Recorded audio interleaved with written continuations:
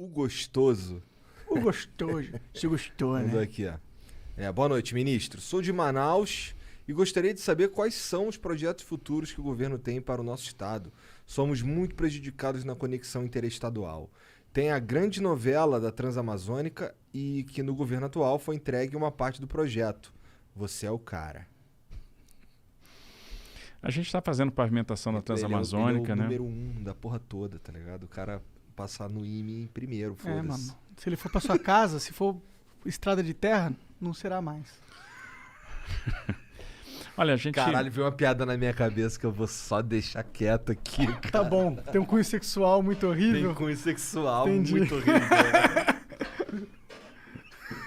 Eu já até entendi, na real. Eu poderia até reproduzir. Tudo bem, vai lá. Eu tô Vai. voando, mas tudo bem.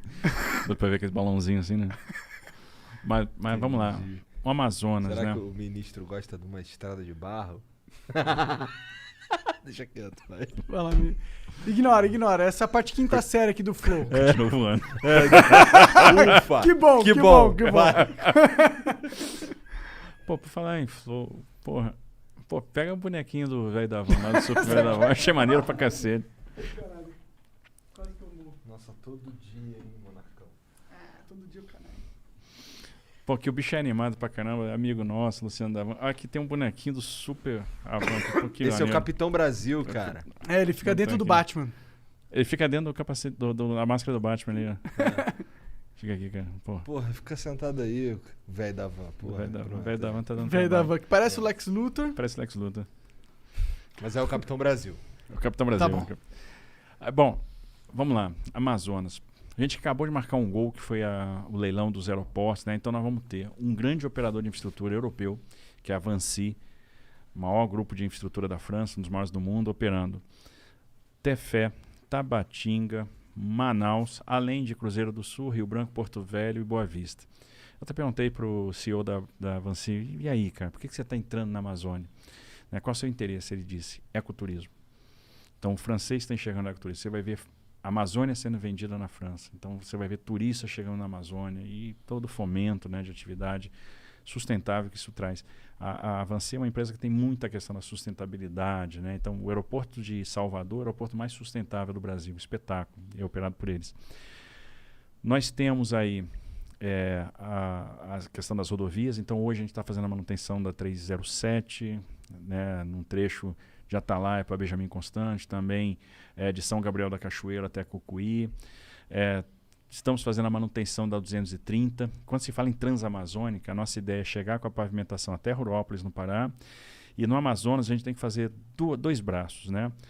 O de Humaitá para Lábrea e o de Humaitá para Apuí. Se a gente fizer esses dois braços da Transamazônica lá, a gente vai estar com vamos dizer, a guerra resolvida. E o grande projeto do Amazonas é a pavimentação da BR-319. A gente está começando a obra da 319 agora. Então, nesse segundo semestre, fazendo alargamento de bueiro, terraplanagem. E a gente quer fazer com que a obra da 319, que é a ligação Porto Velho e Manaus, seja a obra mais sustentável do Brasil. Para mostrar que é possível fazer uma pavimentação na Amazônia com governança ambiental. E é. O mais curioso, essa rodovia já foi pavimentada. Em 78, ela estava completamente asfaltada. Você saía de Porto Velho de carro, chegava em Manaus de carro. Caralho. Esse negócio foi perdido. Hoje é um lamaçal violento, as pessoas ficam atoladas, o cara sai de ônibus, fica 2, 3 dias parado. E a pior coisa que tem do ponto de vista da sustentabilidade, por incrível que pareça, é não asfaltar essa rodovia. Por quê? Como ela está lá com estrada de terra e todo ano é atoleiro, é um lamaçal, um negócio assim que ninguém tem... As pessoas sofrem com isso, ônibus atolado e tal.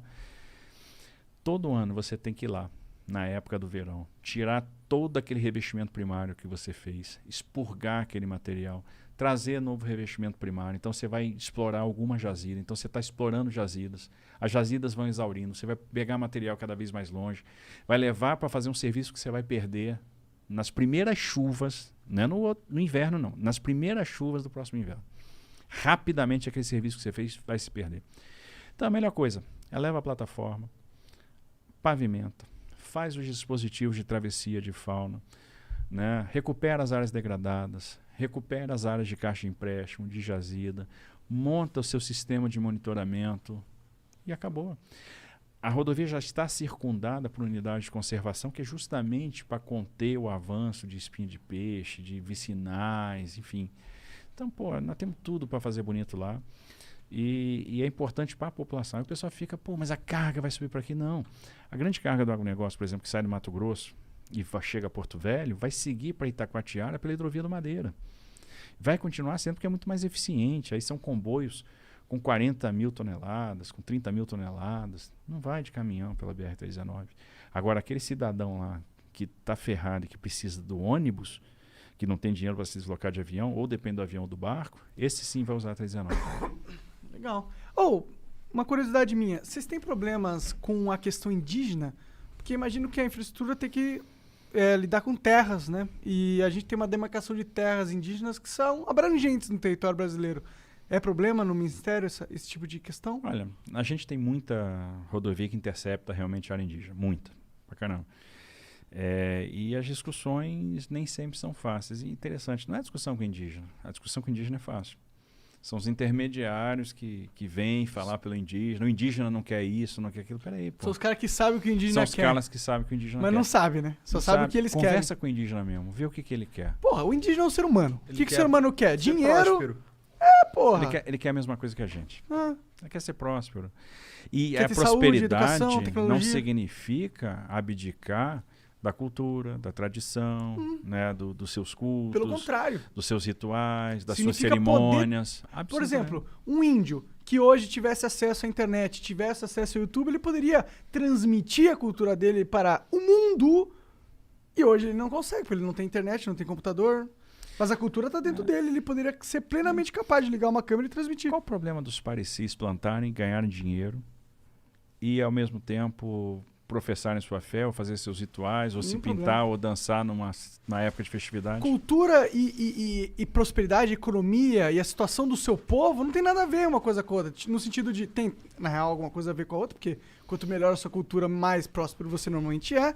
Mas não quer dizer que quando você ascende economicamente, ou vem para a tecnologia, ou para as regras ocidentais, modernas, blá blá blá, não quer dizer que você vai perder sua cultura, pô.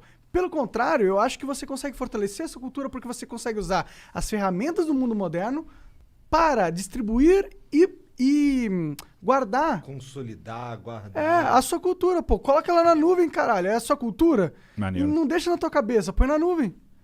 Maneiro. E o Isoto ainda fala que ele é burro. Eles estão certos. O que a gente está tentando fazer? Melhorar a qualidade de estudos, conversar mais, melhorar a abordagem, né?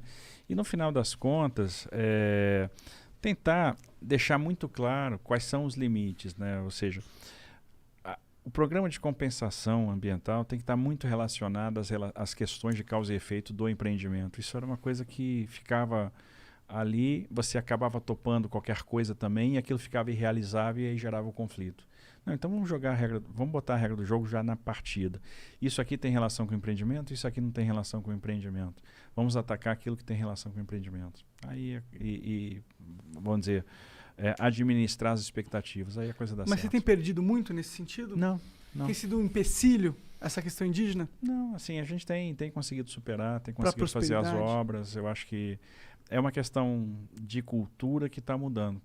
Às vezes, por iniciativa do próprio indígena. O próprio indígena não está querendo essa tutela exacerbada também, não. Na real, o indígena está se fudendo.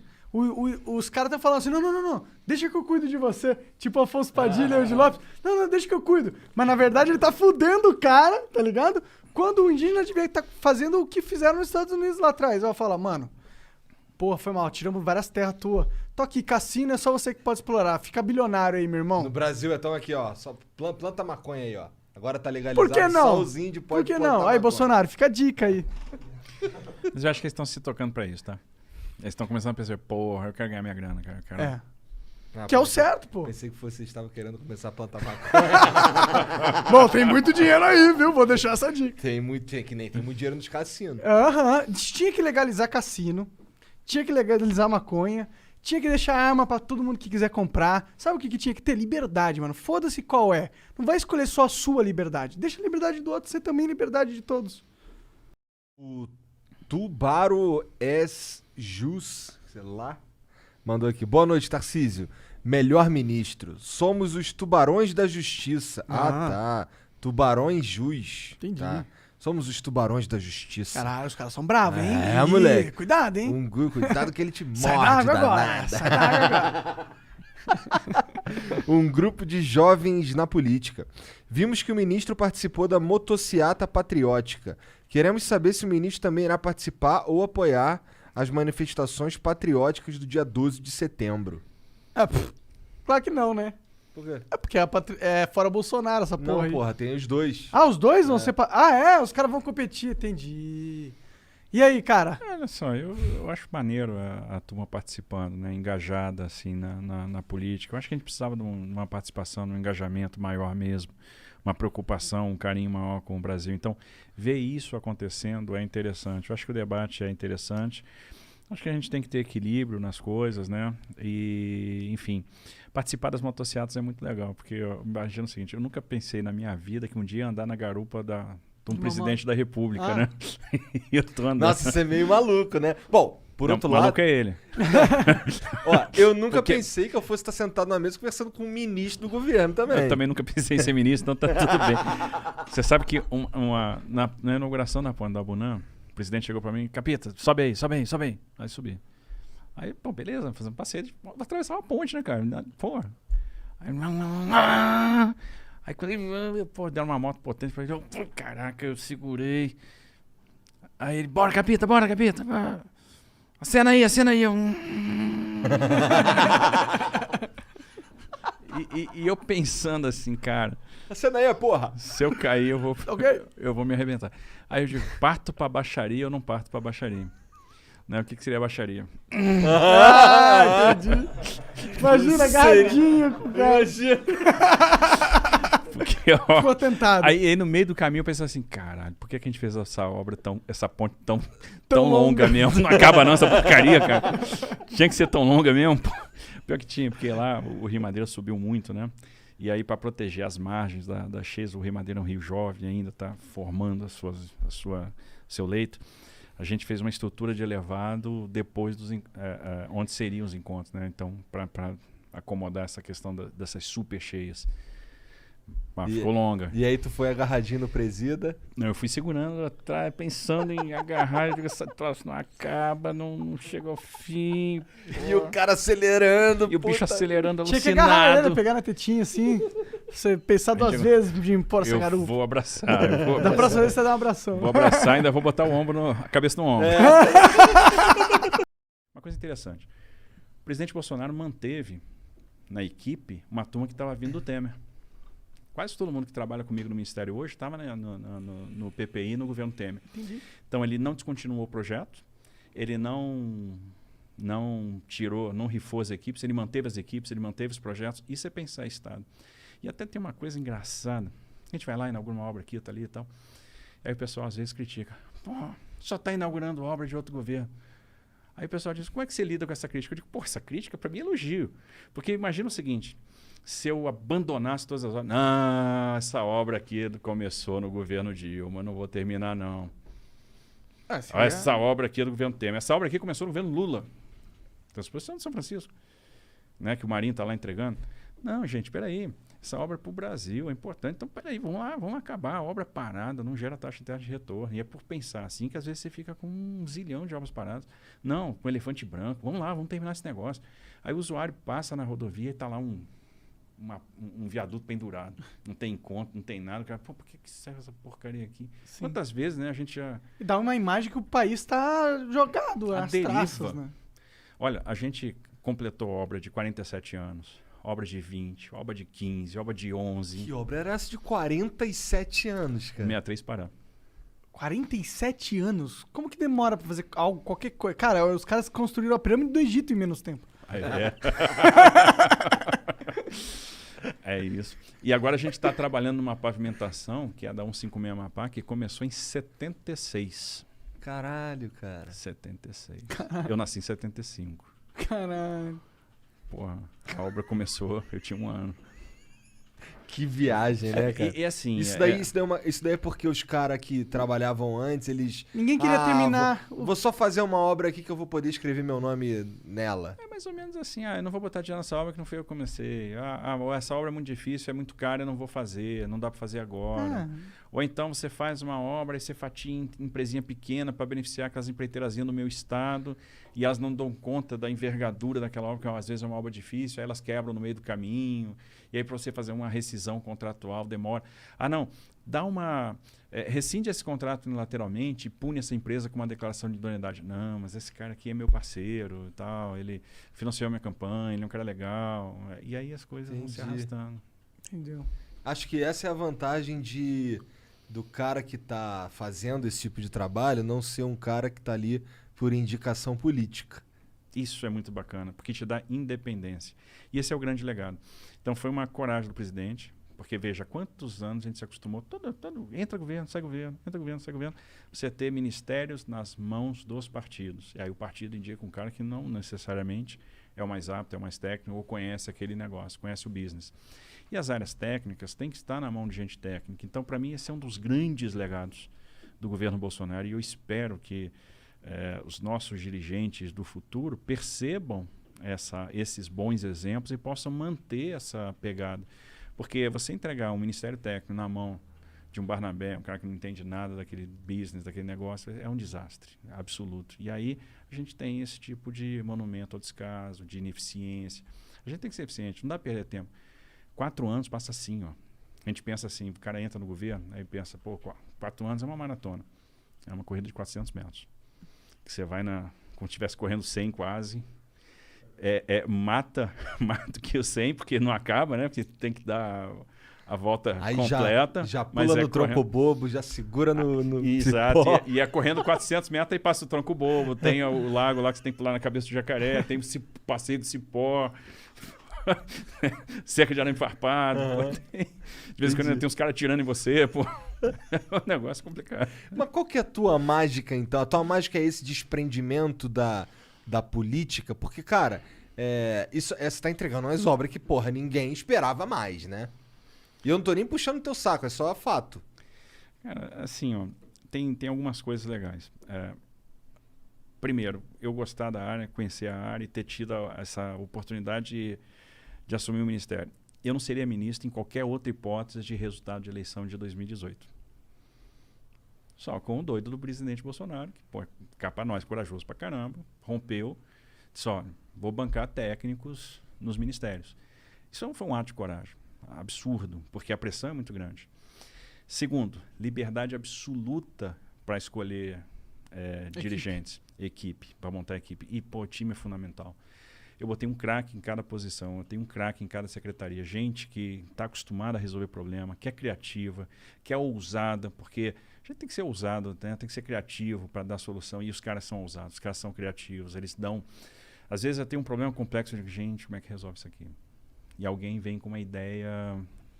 Do fundo do baú. Do fundo do baú, e você olha assim, isso é ousado, mas voa. Isso voa, vamos botar esse negócio de pé. E dirigentes técnicos, DENIT, vou dar um exemplo, portos. Sempre foi um troço terrível. Aí vamos lá, nós montamos times técnicos nos portos. Então, os portos que a gente tinha 8 portos dando prejuízo. Um a gente liquidou, que não tinha jeito mesmo, liquidamos, matamos a empresa. Eu tenho 7 hoje, os 7 dando lucro. Santos, maior porto da América Latina. Alguém pode pensar que Santos pode dar meio bi de prejuízo por ano? Santos dava meio bi de prejuízo por ano. Esse ano vai dar meio bi de lucro. Assim, a gente vai ter lucro recorde. Você sabe o que vocês mudaram? Olha, nós mudamos. Bom, mudamos a direção, reduzimos despesas. A gente reduziu, em média, a despesa no setor portuário em 34%, aumentamos receita em 14%. Então, profissionalizamos a gestão. Os portos é que estão fazendo investimento. Outro dia até vi uma crítica numa revista. E é interessante, às vezes o pessoal critica, eu fico... Eu acho bacana, né? Quando a pessoa escreve com o que eu chamo de desconhecimento detalhado do assunto. O cara consegue desconhecer o assunto com detalhe. Então ele diz assim, a centralização da gestão portuária causou uma ineficiência na execução do orçamento. Então o Ministério gastava tanto com o Porto de Santos e agora só gastou isso. Beleza, gastei isso. Sabe por quê? Porque hoje todo o investimento que está sendo feito em Santos está sendo feito com recursos do Porto de Santos e não mais com o orçamento da União. Sabe por quê? Porque o Porto de Santos hoje tem caixa. Tem 800 milhões de reais em caixa. O Porto de Santos está tocando 3 bi de investimento. A maioria privado. Então a gente mudou a lógica. O Porto de Santos está dando resultado positivo. Era um porto que estava movimentando 120 milhões de toneladas, 130, vai movimentar esse ano 170. E pode chegar a 240 com os investimentos que nós estamos fazendo lá. Né? E vai ser concedido e vai ser um sucesso. A desestatização de Santos vai ser uma das grandes desestatizações que nós vamos fazer. Assim, eu já vi ali preliminarmente o modelo, é um negócio fantástico, fabuloso. Então, assim, gestão profissional faz toda a diferença. Eu não pago mais, por exemplo, dragagem para porto. Por quê? Os portos recolhiam uma tarifa para isso, que é uma tarifa que eles cobram das embarcações para fazer manutenção no canal. Eles cobravam a tarifa, o dinheiro se esvaía em custeio e não tinha dinheiro para fazer a dragagem. Quem bancava a dragagem era o Ministério. Acabou. Então, hoje, quem faz dragagem? O próprio porto. Então, é essa lógica que a gente mudou no setor portuário. Gestão profissional. Trouxe gente de mercado, trouxe oficiais de marinha, fizemos uma mescla. Né? Então, tem muita gente de mercado nos portos. Escolhemos a dedo os dirigentes. Está sendo espetacular. E tem encheção de saco para desestatizar o porto? Já teve mais. Agora, como o processo está sendo conduzido com muito profissionalismo, porque qual é o grande risco, né? É como enfrentar as questões regulatórias, porque tem os caras que têm os contratos de arrendamento, eles ficam com medo, né? Mas e o meu contrato? Eu fiz um contrato de 25 anos, fiz investimento e não amortizei ainda. Opa, eu vou dar uma segurança jurídica então para esse cara, que é a subrogação do contrato de arrendamento nas condições que ele está com o novo concessionário, o novo administrador do porto. Mas o novo administrador passa a ter muito mais flexibilidade para prorrogar contrato, para adensar a área, para desmembrar a área, então para promover o investimento. Então é só ganha-ganha, não tem como perder. Então no mínimo, não dá para ficar puto com esse troço. Não dá para ficar puto com esse troço. Ah, sim. E a gente mudou uma parada que é o seguinte, a lógica de indicação de cargo mudou muito. Então, hoje, eu tenho um processo seletivo para dirigente, eu tenho análise de integridade, que eu tenho uma subsecretaria de integridade que faz análise de perfil. Porque antigamente... Integridade é para ver se o cara não é safado? Exatamente. Caralho. E quem comanda essa área de integridade no meu ministério é uma delegada de Polícia Federal. Não, Pensei que fosse Renan Calheiros. Não ia dar certo. Então, Renan. aí o que acontece? O negócio é sério. Porque ainda tem a turma ali que estava na vibe passada, né? Achando que o negócio não tinha mudado. O cara, olha, a bancada sempre indicou aqui o dirigente desse porto, então tá aqui um currículo. Aí você olha assim, pô, rapaz, mas esse cara aqui é formado em teologia. Eu entendo que oração é importante, mas não pro porto, não, né? não como dirigente, tá certo? Vamos... Então, dessas coisas. Teólogo, enfermeiro no DENIT. Pô, admiro pra caramba o trabalho. Só que em outro lugar, né? Em outro lugar. Eu acho que no órgão rodoviário era bom a gente ter um engenheiro e tal. Então, essas coisas a gente ajustou. E tu teve... rolou esse lance dos caras entregar lá o currículo de um cara que tu achava que não tem nada a ver, e obviamente não tinha mesmo. Não rola ali, os caras não ficam melindrados, não? Fica, mas se acostuma, né? Picotador. Uma vez apareceu um cara. É bom falar os pecados e nunca os pecadores, né? Mas apareceu um sujeito. Disse, olha, você não pode demitir esse cara da superintendência do DENIT. Logo quando a gente chegou, né? Eu fiz uma limpa lá e trouxe técnicos. Comecei a fazer os processos seletivos. E botei o pessoal da Secretaria de Integridade para analisar todo mundo que estava ocupando o posto, né? Não, porque esse cara é que resolve não sei o quê, ele faz isso, é ele que resolve os problemas, não tem condição de ser outro cara senão esse. Falei, era um deputado, deputado, olha só, o lugar do insubstituível é o cemitério. Cada cruz branca no cemitério é um insubstituível. E deixa eu te falar, eu tenho agora aqui uma subsecretaria de integridade e eu tenho 2 delegados de Polícia Federal e eles fazem análise de prontuário de doente. E eu vou te contar uma coisa, esse aqui, terminal, acho que de hoje não passa. Não sabia, pois é, mas... Caralho! Fez até uma analogia que me deu até medo se eu fosse o cara. Caralho! É. Maneiro, gostei disso Maneiro, aí, maneiro. cara. Mas não há retaliação por você não ter acatado? Não, sabe por quê? Aí vem a contrapartida. Eu acho que a gente tem que dar contrapartida também. Aí qual é a contrapartida? Cara, me dá um voto de confiança. Deixa eu botar um técnico lá e você vai ver esse negócio voando. O que você precisa? Prestígio. Você precisa dar uma satisfação para o seu eleitor que você está trabalhando. Então, na verdade, você vai botar um dinheiro de emenda, você precisa ver a sua obra saindo. Você tem que mostrar que você está apoiando o governo e aquela sua obra aconteceu, que está valendo a pena e que você está sendo prestigiado politicamente. Então é o seguinte, cara, olha só. Sabe aquela obra ali que é uma prioridade para você? Estou entregando. Vamos comigo lá fazer a entrega. E eu vou chegar lá na hora e vou dizer, olha, essa obra saiu porque ele botou emenda, porque ele foi parceiro, porque ele colaborou, tal. Né? Então, ele tem uma participação importante nisso. Quando você faz essa troca, a coisa flui. Entendi. A maioria das pessoas... Passa... Isso daí é legal porque sai de uma lógica de vou mamar só por mamar para uma lógica de vou mamar porque dá certo. Aí ele vai naquela linha, assim, da coisa que é mais, vamos dizer, republicana mesmo, né? Assim, que é mais legítima. Porra, vou apoiar esses caras aqui, mas esses caras vão me dar uma contrapartida. Esse cara está me prestigiando na base. Uhum. Então, eu estou sendo convidado para a visita da obra, estou sendo convidado para a inauguração, a minha atuação política está sendo ressaltada.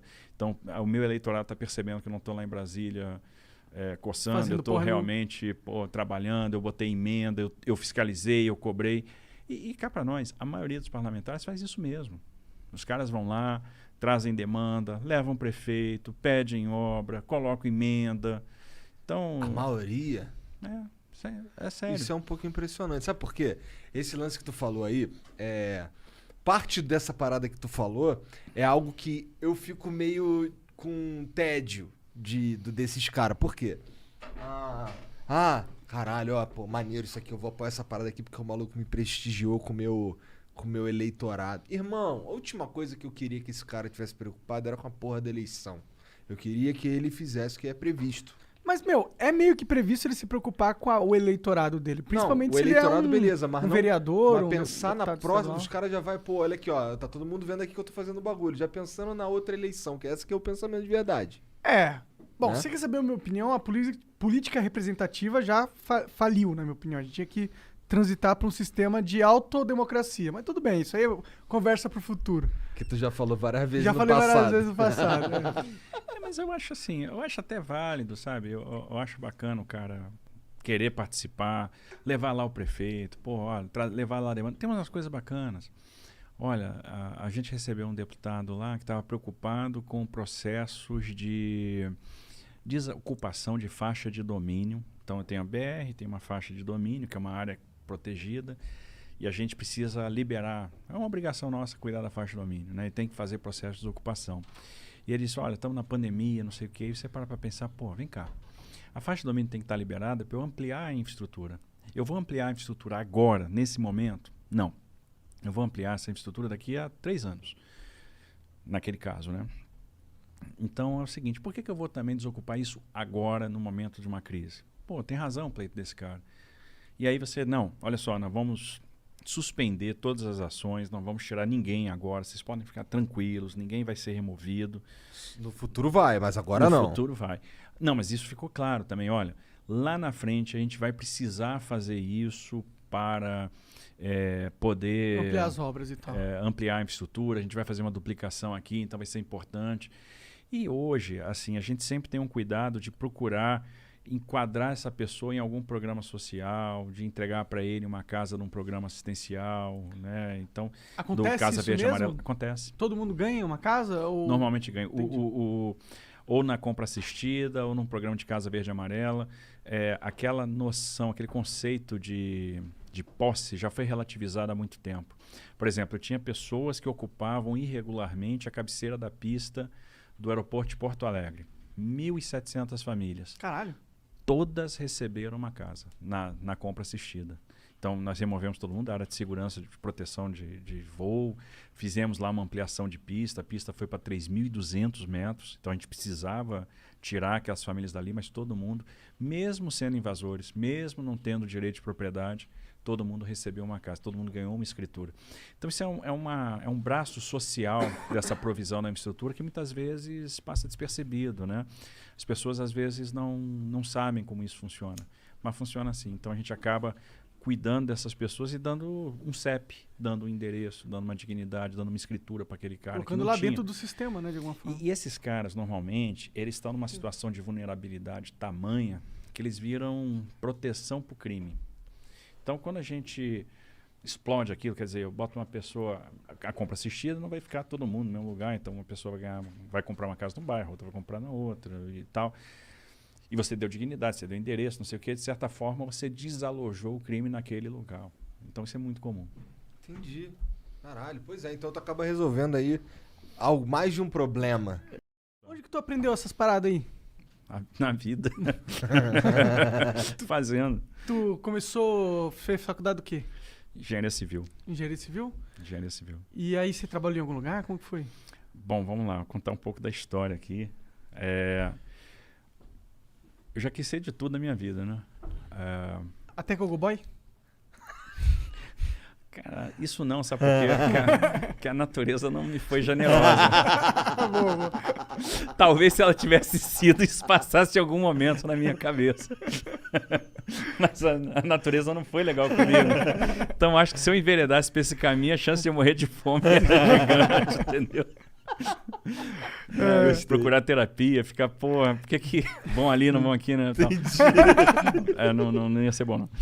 Você sabe que eu sou oficial da arma de engenharia no Exército. E a arma de engenharia é conhecida como a arma dos feios. Então, quando você vai escolher a arma e você é muito feio, diz que o comandante do curso já levanta, já fica de pé e tem uma posição de sentido. Daí você é feio pra cacete. Vai pra engenharia, filho. Não pode nem escolher outra arma, não. E dentro da engenharia tem a eleição do mais feio entre os feios, que é o que a gente chama de Rei Netuno. Rei da turma. Rei Netuno. Rei Netuno. É porque aí ele entra na Olimpíada Acadêmica, num bote e tal, tem reverência. Entendi, dá, né? E eu quase ganhei por eleição. Caralho. Pô, pelo menos não ganhou, né? Não ganhei, mas fui terceiro colocado. Porque aí é um rei e dois príncipes, né? Entendi. Aí eu fiquei com o príncipe, pô. Aí... Príncipe Netuno. Príncipe Netuno, pô. Feio pra caralho. Feio pra cacete, cara. Mas... E imagina, agora o consolo é que vacilo. tem gente mais feio do que eu. É, Verdade. pelo menos verdade. dois. Pelo menos dois. Aí você, né? Como tu entrou pela... Não, aí o que acontece? Quando eu era moleque, eu pensei em ser tudo. Jogador de futebol, pô, toda criança quer ser, não tinha talento. Nenhum. Zero. Aí, e descobri isso rápido. Motorista de ônibus, porque eu andava de ônibus, né? Meu pai, não tinha dinheiro pra gente viajar de avião, então viajávamos de ônibus da Itapemirim e tal. Queria ser motorista de ônibus, achava aquilo o máximo. Motorista de caminhão de lixo, eu não sei porquê, mas eu tenho um amor pro caminhão de lixo, me amarro. Assim, Que então, viagem, queria cara. ser motorista de caminhão de lixo. Pior que eu acho que isso é um sonho que as crianças normalmente falam, né? Você vai lá, Meu pai viajava, aí eu falei, pai, se você passar em alguma loja, tiver carrinho de ferro aí, pô, traz um caminhão de lixo pra mim. Uma vez meu pai conseguiu. Comprou um caminhão de lixo, achou. Maneiro. Que é um negócio difícil, assim, você não vê muito, né? Aí ele achou, comprou pra mim e tal. Meu pai é um Mas cara tu muito infância tu bacana. morava onde? Tu era lá no Rio mesmo? Morei no Rio e morei em Brasília. Meu pai trabalhava no Rio, né? Meu pai era do Banco do Brasil, depois ele foi pra Brasília. Então eu Entendi. passei parte da infância em Brasília. Aí quando eu cheguei em Brasília, eu descobri as Forças Armadas. Por quê? Brasília tem umas paradas solenes, assim, tem uma cerimônia de troca da bandeira, daquela bandeirão lá da Praça dos Três Poderes, uma vez por mês. Então meu pai me levava para assistir, fiquei maluco com aquele negócio. Então queria passava por baixo do cordão de isolamento e ia desfilar com soldado. Eu queria ser soldado. Aí nessa brincadeira de ser soldado, uma vez cheguei meu pai e disse, pai, quero fazer prova pro colégio militar. Aí fiz prova pro colégio militar, entrei no colégio militar e disse, pô, quero ser oficial do Exército. Aí entrei para a escola preparatória de cadetes, fui para a Academia Militar das Agulhas Negras, aí me formei lá oficial da arma de engenharia. Tu fez o ensino médio No colégio militar. Colégio Militar e SpaceX. Na época você fazia o terceiro ano do segundo grau na escola preparatória, Tá. lá em Campinas. Aí me formei oficial, fui Caralho, servir no Isso Nordeste. é coisa de nerdão, cara. Essas provas são braba. Aí, Segunda melhor média do Caralho. curso. não, eu sempre fui esforçado, tá? Esforçado. Deus compensou, né? Não deu beleza, mas deu cabeça. E grande, porque a boina é 60. Aí, pô, tal. Aí foi, aí depois eu vi assim, pô, acho que eu não sou tão combatente assim, eu acho que eu sou mais técnico, gosto de uma parada mais técnica e tal. Aí eu fiz a própria Instituto Militar de Engenharia, aí fui pro Rio de Janeiro, fui fazer o IME, aí fiz a graduação em Engenharia lá, fiz Engenharia Civil. Que é difícil pra caralho o IME também. Caralho, tá chato, hein, cara? Maior média da história do curso. Da história do curso? Não. Assim, tinha sido na época a maior média do curso de Engenharia Civil, nem sei se isso é assim mesmo e tal, mas os caras vai lá com o frio e ainda é, né? Nunca ninguém conseguiu, né? Mas enfim. Mas foi bacana, porque assim, eu tive câncer no último ano do curso. Caralho! É, Jovenzão? Tive um câncer que só dá em jovem, que é um tumor de testículo. Puta, Só novo tem. que o pior lugar pra ter câncer, eu acho. Depende. Às vezes é o melhor, porque ele é um órgão externo, você tira fácil. Ah, é Agora, verdade. A merda é que E você você tem fica... dois, né? Só fica monobola. Monobola. Funciona, né? Melhor ficar vivo monobola, né? Ó, até na época o médico, pô, você quer botar uma próstata de silicone? Eu falei, não, vou deixar pôr assim mesmo. Porra. Fica Vou saco-murcho botar um mesmo. ovo de sacanagem aqui, porque não serve pra nada. Ah, por que não? Tem gente que bota cabelo, pô. Você vê que eu tô... Vai tomar no cu. Hoje o Monark tá embrasado. Você vê que vocês me deixaram à vontade, né? Eu tô falando até a minha intimidade aqui. Pô. Entendi. Amanhã sai no UOL. O ministro Tarcísio fala que é monobola. Por favor, UOL, faça isso. Mas tu venceu então essa parada. Aí, Você tá indo tenso, aí né? eu tava nesse negócio, né? Assim, porra. Isso Cara, foi quando que tu falou? Foi em 2002. No final- no último ano do curso. Do curso No IME. no IME. Eu tava com 27 anos, só lá em Caranovo. Então, se você passou essa barreira aí e não teve, aquele tipo de tumor você não vai ter mais. Aí eu fiquei, pô, o que eu faço? Tranco matrícula, não tranco matrícula? Fiquei numa dúvida danada, né? Aí encontrei um professor no corredor, que era um cara assim, que foi um mentor meu no instituto. Esse cara é um cara admirável, pô. Esse bicho foi primeiro colocado no curso da AMAN, depois ele era oficial paraquedista, foi atleta do Exército, Ronaldo Glicério Cabral. Pô, o cara sensacional. Vibra pra caralho. E o cara genial. Aí ele foi pro IME, ele fez engenharia mecânica fora, ele fez engenharia elétrica no IME, foi o primeiro colocado do curso no IME. Aí foi fazer mestrado, doutorado e pós-doutorado em nuclear, fez no MIT. Caralho. Foi meu primeiro professor de cálculo no instituto, né? Mas ele era militar, Era militar. o que é o mais impressionante, na minha opinião. É militar. Porque então, dá pra ganhar muito dinheiro sendo civil. Dá. Ele hoje é professor, dá aula na Universidade Americana, dá aula no IME. Então, assim, ele fez o doutorado dele e ele estudou física dos reatores em 2 anos e 6 meses, no MIT. Né? Então, cara, sensacional. E quando não tinha nada pra fazer, ainda virou campeão brasileiro de xadrez. Assim, o cara, né? Caralho. Então, assim, esse cara acompanhava a gente, aí eu disse, pô, professor, eu tô com esse problema, tô pensando em trancar matrícula, e lá como o curso é seriado, você tem que voltar no ano seguinte. Aí ele virou pra mim, lembro como se fosse hoje, ele falou, Tarcísio, nada disso. Vou te dar um livro aqui de yoga, ele era yoga, né? Você vai fazer uns exercícios aqui que vai ser bom pra você e você não vai trancar matrícula. A gente vai lá no corpo de alunos, vai falar com o comandante do corpo de alunos, ele vai te dar uma aliviada nas faltas pra você não ser reprovado por falta.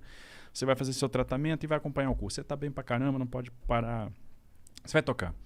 Aí, não, beleza. Aí ele me deu uma motivação assim, né? Não, então vamos embora.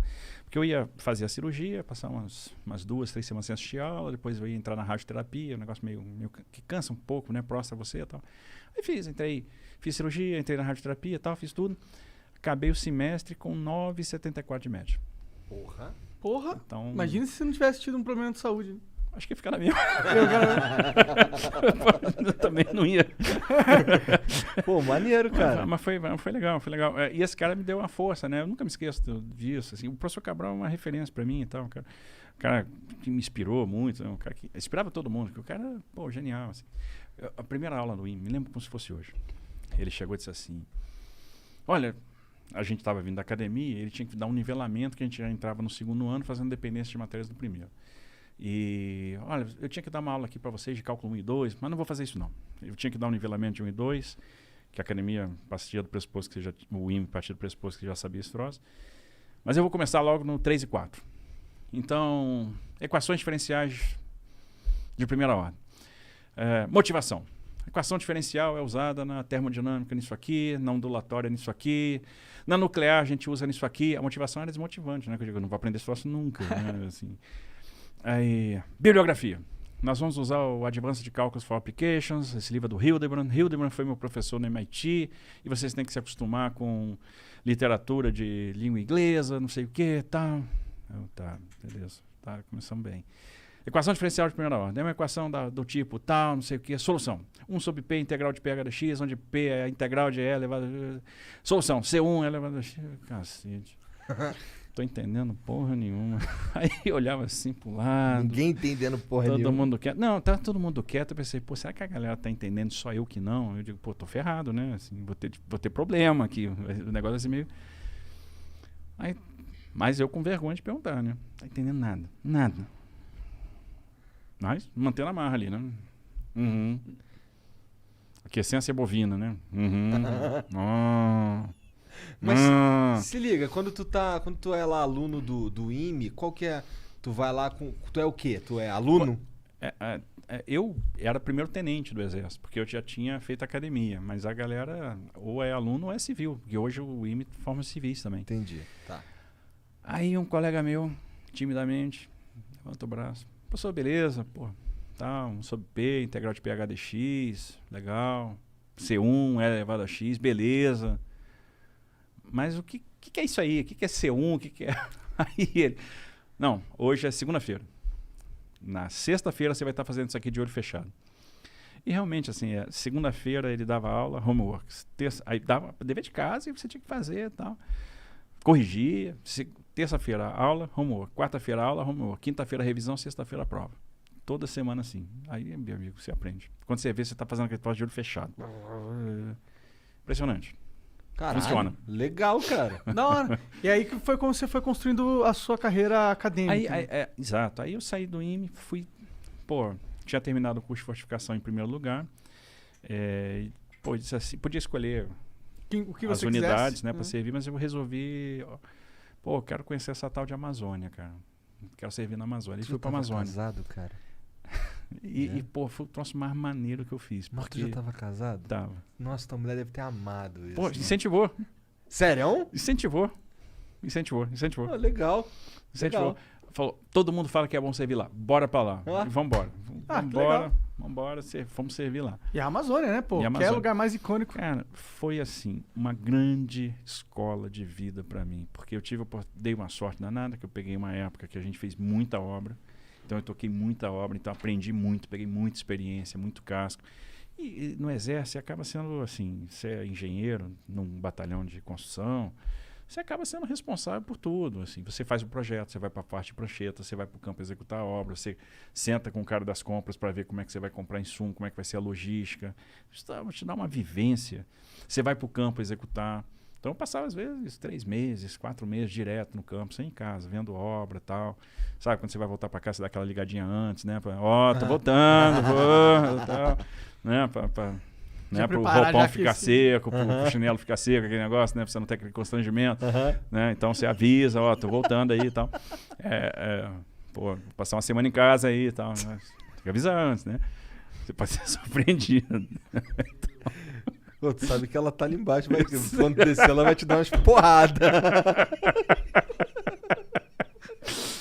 É prudente. Aí, então assim, eu tive uma vivência muito bacana. Aí fui pro Haiti, fui pra missão do Haiti. Então eu passei quase um ano engajado na obra do gasoduto Guará-Manaus. Foi uma das obras que eu mais aprendi. Tem um troço que, pô, acho que todo brasileiro devia conhecer. Bacia Petrolífera de Urucu. O pessoal fala tanto hoje de queimada, de Amazônia. Todo mundo que fala isso, assim, não conhece a Amazônia. Você vê as pessoas falando, nunca tiveram lá. Eu morei 6 anos lá, trabalhei lá, sou apaixonado por aquilo. Você vai em Urucu. Urucu é a bacia petrolífera, onde a Petrobras explora petróleo e gás natural no interior do Amazonas. 660 quilômetros de Manaus. É município de Coari, mas fica a 200 e tantos quilômetros da sede do município. Você tem lá pequenas clareiras, onde você tem os postos de petróleo, onde você tira o petróleo e o gás, transporte rodoviário, unidade de produção de gás natural, uma área de vivência, as esferas para colocar o gás, os tanques para colocar o óleo, uma pista de pouso e aquilo circundado de floresta, super cuidado, tudo preservado. E o transporte rodoviário. Né? Nós temos um poliduto e um gasoduto até o terminal da Petrobras em Coari e o gasoduto que vai até a refinaria da Petrobras em Manaus. E isso possibilitou, e aí tudo preservado. Isso possibilitou você substituir as térmicas que queimavam óleo diesel em Manaus por gás natural. Um troço muito sustentável, muito bacana. O brasileiro tinha que ver isso, porque dá orgulho. Eu tenho orgulho de ver um negócio daquele. Tremendo investimento, muito sustentável, muito limpo, muito bacana. E você consegue ter uma atividade econômica preservando a floresta. Está tudo preservado. Isso existe há quanto tempo? É antigo. Eu acho que a unidade de negócio Bacia dos Solimões deve ser do início da década de 90, 80 e pouco, 90. Esse gasoduto, houve uma perna do poliduto até o terminal de Coari, que foi construída no final da década de 90. E esse gasoduto nós fizemos ali, começamos a obra em 2004. Eu trabalhei nessa obra em 2004. Tu falou que tu trabalhou nos governos anteriores também. Trabalhei. Aí fui para Haiti, voltei para a Amazônia, depois eu voltei para o IME, fui fazer mestrado, e fiz mestrado em engenharia de transportes lá, e depois eu saí do Exército. Eu entrei na CGU, na Controladoria Geral da União, depois eu fui para o DENIT, fiquei... O cara fica ali só falando. O cara maior fanboy máximo. Primeiro lugar. Tudo primeiro lugar. Aí fui para... Caralho, o cara é chato. Aí, primeiro lugar em tudo. Aí eu fui pra CGU, né? Eu fui pro DENIT. Aí o que acontece? A Dilma fez aquele faxinaço no DENIT, teve um escândalo e tal. E nessa época eu estava na CGU coordenando a área de auditoria de transporte da CGU. E o ministro da CGU me propôs lá para ser um interventor no DENIT, né? Ser um diretor lá e dar uma arrumada na casa. O DENIT estava 26 operações de Polícia Federal. 6 operações. Agora, nós retomamos obra que foi paralisada numa operação de Polícia Federal em 2010. Caralho. As obras da 222 Ceará, as obras de Tianguá, foram obras que pararam por causa de uma operação de polícia de 2010, operação com a Delta. Essa operação aí foi motivada por superfaturamento? Superfaturamento, desvio de recursos, corrupção. Entendi. Era a operação mão dupla. E aí a obra paralisou. paralisou. O nome das operações. Eles são criativos. A que eu mais gosto é Satyagraha. Caralho, não sabia dessa. Eu não sei nem o que é isso, né? Mas Também não. faço a É menor uma ideia. operação aí, eu gostei do nome. O que significa eu também não sei.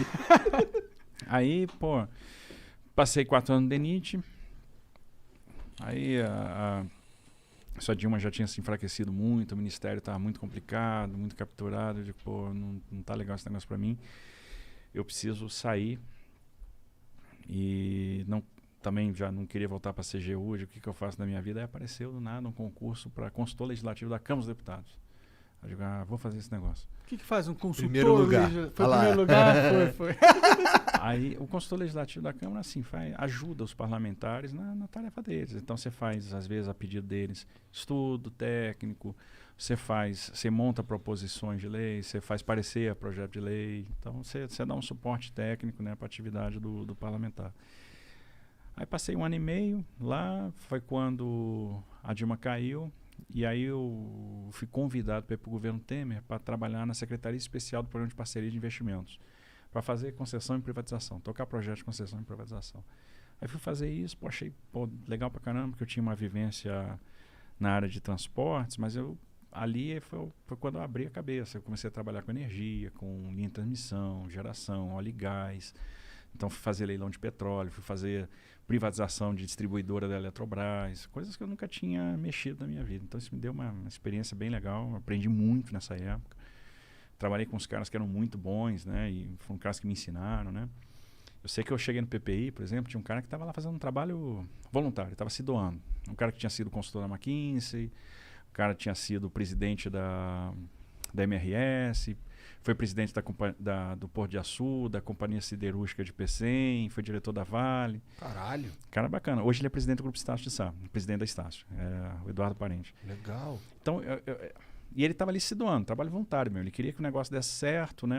Essa transição do governo Dilma para o governo Temer foi um negócio interessante, ficou muito marcado, que foi uma transição de uma era anti-business para uma era pró-business. E o mercado percebeu isso. E aí tinha essa missão, né, de estruturar projetos de concessão, privatização, e eu comecei a participar das reuniões com ele, até um dia eles chegaram, olha, O Eduardo está fazendo trabalho voluntário aqui, mas ele daqui a pouco vai embora. Ele está só ajudando a estruturar, tal, mas ele vai sair. E aí... E você vai ficar no lugar dele. Eu falei, não tem a menor condição de ficar no lugar desse cara. Esse cara é muito bom, pô, eu não sei nada. Ah, não, é você vai ficar no lugar dele. Eu falei, putz, vida. Aí eu já cheguei, Eduardo, olha só, tô dizendo que eu vou ficar no seu lugar, mas eu não tenho condição de ficar no seu lugar, não. Ele falou, não, você tem sim, e eu tô apostando em você. Eu falei, Eduardo, é o seguinte, cara, você faz reunião, eu não entendo um terço do que você fala, cara. Você fala uns termos aí que eu não sei o que significa, eu não entendo porra nenhuma que você tá falando.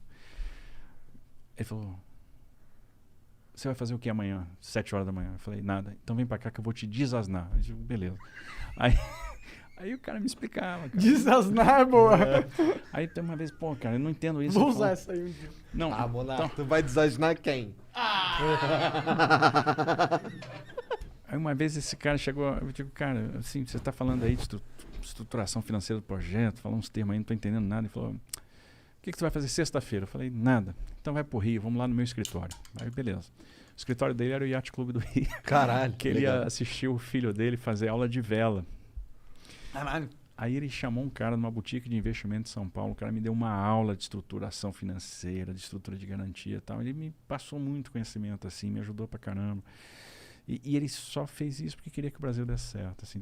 O que exatamente um ministro da infraestrutura, que é inclusive da primeira leva dos ministros do atual governo, que tu faz? Como é que é o teu dia a dia? Tu acorda e vai fazer o quê, cara? Infraestrutura. Vai asfaltar a rua. É isso? É por aí. Já acorda, caralho. Sonhei com um caminhão de asfalto como? Tu já sonhou que tava asfaltando alguma coisa? Não. Eles falam tanto, né? Vai que pega no inconsciente. Nossa, pô, ele tava falando ali de uns comentários dos caras te zoando aí que, porra, o tempo de estar no Flow já dava pra ter asfaltado várias ruas. Verdade. Mas isso é uma coisa bacana, porque no final das contas motiva a gente demais, né? O presidente ele estimulou a gente a criar um canal direto com o cidadão. E a gente tem feito isso por meio das redes sociais. Então foi uma determinação dele, ele gosta dessa comunicação direta. A gente, assim, mergulhou de cabeça nisso. E é uma coisa interessante, as pessoas começaram a acompanhar a infraestrutura, porque a infraestrutura não é um tema, às vezes, simples, tem muita coisa técnica, às vezes é até chato. E as pessoas acompanham, elas estão vendo o que a gente está fazendo. E aí, é lógico, o Brasil tem uma deficiência enorme de infraestrutura, é impossível fazer tudo ao mesmo tempo. Mas as pessoas também aprenderam, em função dessa comunicação, a serem tolerantes conosco. Olha, eu estou vendo que você está asfaltando aqui, você fez tal obra, você completou tal coisa, mas dá uma olhadinha nisso aqui para mim também, que está ruim. Então não tem aquela, seu filho da mãe, pô, isso aqui tá uma merda e tal. Uhum. Não, pô, você trabalhou bem lá, estou vendo que você está se esforçando, mas olha isso aqui para mim. Tem uma outra coisa que é legal, que é a comunicação direta com quem está na ponta. Por exemplo, os grupos de WhatsApp de caminhoneiros, né? Eu estou em vários, em 43. Então converso com eles, eles mandam mensagem no privado e tal.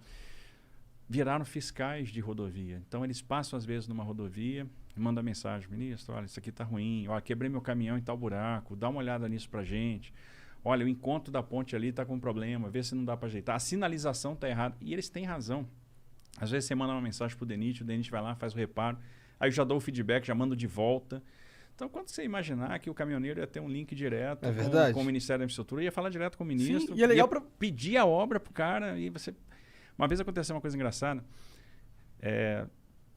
De sábado para domingo, de sexta para sábado, 2 horas da manhã, o caminhoneiro mandou uma mensagem. Ministro, acabei de quebrar meu caminhão porque eu bati neste buraco.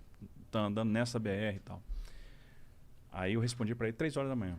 Opa, ok. Aí 3 horas da manhã eu já mandei a mensagem pro diretor-geral do DENIT. Coitado, né? Assim.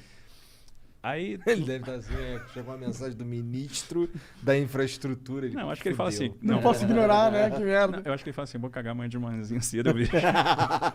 aí ele, assim, me mandou a resposta, ele me mandou as fotos. Olha, já acionei a empresa de manutenção, ela já está fazendo serviço, amanhã está pronto. Quando o caminhoneiro passou descarregado já no trajeto de volta, ele viu a obra feita, aí ele fez um vídeo, agradeceu, e aquilo viraliza nos grupos. Então é muito bacana esse feedback com eles. E o que a gente faz, né? Tem uma confusão grande, né? Por que o Ministério da Infraestrutura faz? Porque a infraestrutura não tem um nome muito amplo, né? Na verdade, a gente cuida da infraestrutura de transportes. Então, a gente cuida dos portos, das rodovias, das ferrovias e dos aeroportos. Porque tem a questão, por exemplo, do saneamento básico, que está no Ministério do Desenvolvimento Regional, da mobilidade urbana, que também está no MDR, né, da habitação. São temas de infraestrutura, mas que estão em outra pasta. E a lógica para a distribuição dessas pastas foi a competência. Então, aquilo que era de competência federal ficou no Ministério da Infraestrutura. Aquilo que é feito por intermédio do Ministério do Desenvolvimento Regional, na parte de fomento ou apoio financeiro, mas é competência local, no caso da mobilidade, que é competência do município, do saneamento, que é competência do município, ou de uma competência residual do Estado, aquilo ficou no MDR. Então fica mais lógico, né? Então o Ministério do Desenvolvimento Regional está cuidando da segurança hídrica, da mobilidade urbana, do saneamento, sempre trabalhando com os entes da federação, com estados ou municípios, e a gente está cuidando da infraestrutura de transporte federal, aquilo que está no sistema federal de viação. E essa interação aí funciona legal, na tua opinião? Tipo, existe uma comunicação entre vocês para que as coisas andem da melhor maneira possível? Existe. É um sistema que está funcionando? Funciona. Assim, é muito comum, às vezes, alguém nos procurar, e é lógico, o cara chega, olha, eu preciso de uma cobertura para a minha arena. Eu tive um presidente Prudente agora no final de semana, o prefeito chegou, olha, eu preciso de uma cobertura para a minha arena. Pô, prefeito, legal, olha só, nós vamos encaminhar isso aqui para o Ministério da Cidadania, que lá tem a Secretaria Especial do Esporte, ali eles vão poder fomentar isso. E é muito comum, olha, pô, eu tenho esse projeto aqui, eu tenho problema com drenagem urbana. Opa, drenagem urbana? Perfeitamente. Então vamos trazer isso aqui para o Ministério do Desenvolvimento Regional, o ministro Marinho vai te ajudar nisso, tem programa para isso, etc. Vão precisar de recursos, mas aí a gente pode ir no parlamento, conseguir uma emenda, enfim. E assim a gente vai tentando arrumar as coisas. Assim, tem muita conversa, tem muito interesse os internacional? Tem. Sabe por quê? Tem uma coisa interessante. Quando a gente tem estruturado os processos de concessão, e agora teve a pandemia, a gente ia assim, estrear uma semana que a gente batizou de InfraWeek, era uma semana que a gente fez leilão quase todos os dias, fazendo leilão de aeroportos. Aí todo mundo chegou, pô, vocês são doidos, vão fazer leilão de aeroporto, maior crise de aviação da história, não vai vir ninguém, vai ser um fiasco, tal. Um monte de especialista aí, professor de Deus, dizendo que ia dar errado, não sei o quê. A gente, porra, vai dar certo. Uma razão simples. Indianos iam oferecer aeroportos para iniciativa privada, desistiram por causa da pandemia. Mexicanos desistiram, peruanos desistiram. Ou seja, a gente se colocou numa posição de ser vendedor exclusivo. Só a gente estava oferecendo naquele momento aeroportos. Aí, outra coisa, o investidor sempre pensa a longo prazo. E o Brasil tem uma coisa muito importante, tradição de respeito a contrato. Nós vamos fazer um leilão de Dutra agora no segundo semestre, em outubro. A Dutra foi licitada na década de 90. Atravessou o governo Fernando Henrique, governo Lula, governo Dilma, governo Temer, governo Bolsonaro. O contrato acabou e agora nós vamos licitar de novo. Ou seja, visões ideológicas diferentes, mas o contrato sempre foi respeitado. Chegou ao fim. Então isso para o investidor é muito importante. Os ativos que nós estamos oferecendo são excelentes e nós temos portfólio, porque é uma coisa importante. Ninguém também quer gastar uma energia danada para participar de um leilão.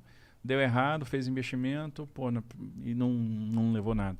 Quando você tem portfólio, o arranjo de ativos, às vezes, gera uma taxa de retorno interessante. Gera sinergia, gera upside.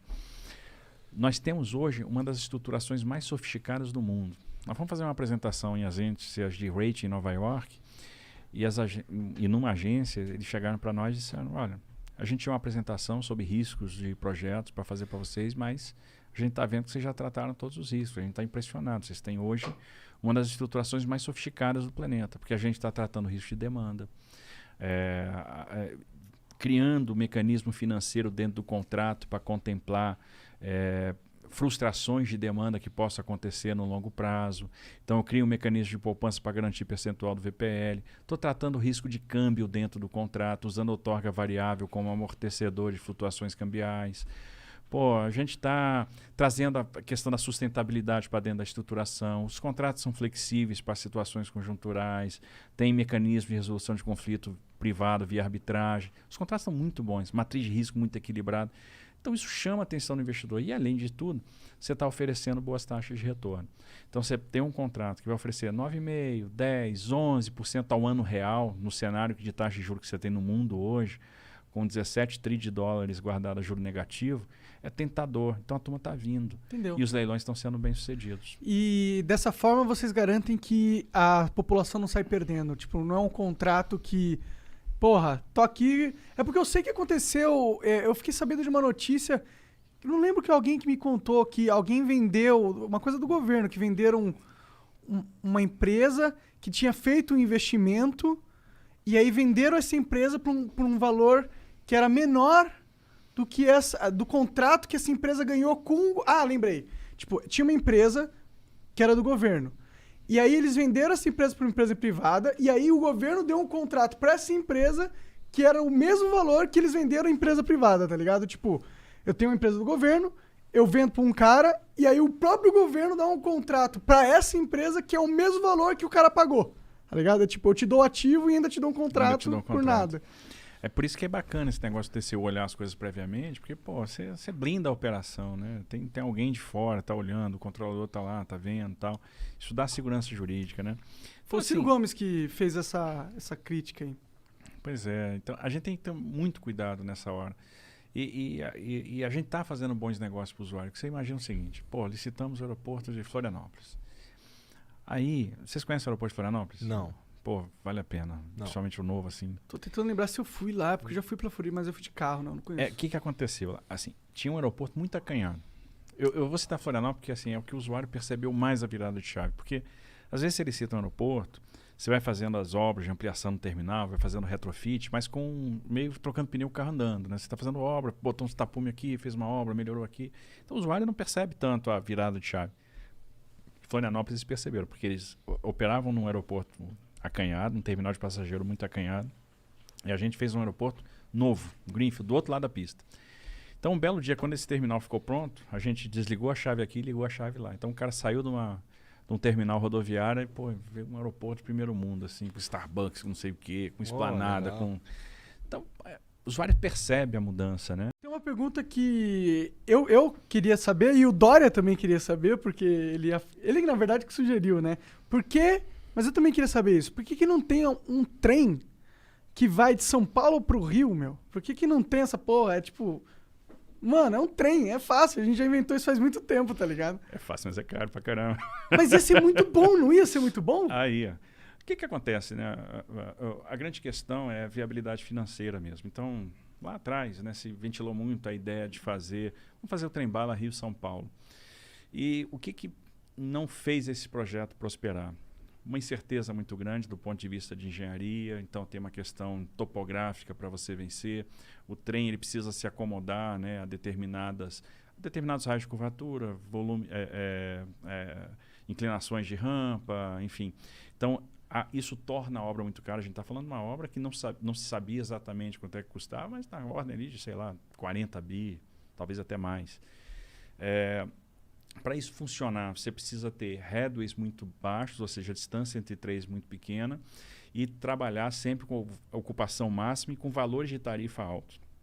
E aí você percebe o seguinte, hoje, a grande limitação para a gente ter trem de passageiro no Brasil é que a gente ainda não percebeu que não é tarifa que remunera o serviço que vai botar um projeto desse de pé. Por exemplo, a gente está fazendo muita concessão ferroviária, retomamos o transporte ferroviário no Brasil. Pô, legal. E todo mundo me pergunta, que é um desejo do brasileiro. Essa sua dúvida é a dúvida do brasileiro geral. Todo mundo pergunta, pô, mas e o trem de passageiro? Eu quero andar de trem. Todo mundo tem esse desejo. Acho que o pessoal vai lá para fora, ou a turma mais antiga andou de trem de passageiro no Brasil. Todo país desenvolvido de verdade tem uma malha ferroviária incrível, né? Exato. Faz parte do desenvolvimento de um país. Se você pegar as nossas concessões, não tem vedação ao transporte passageiro. Ou seja, o concessionário poderia operar passageiro. Por que ele não opera? Porque eu vou suprimir capacidade da via, né?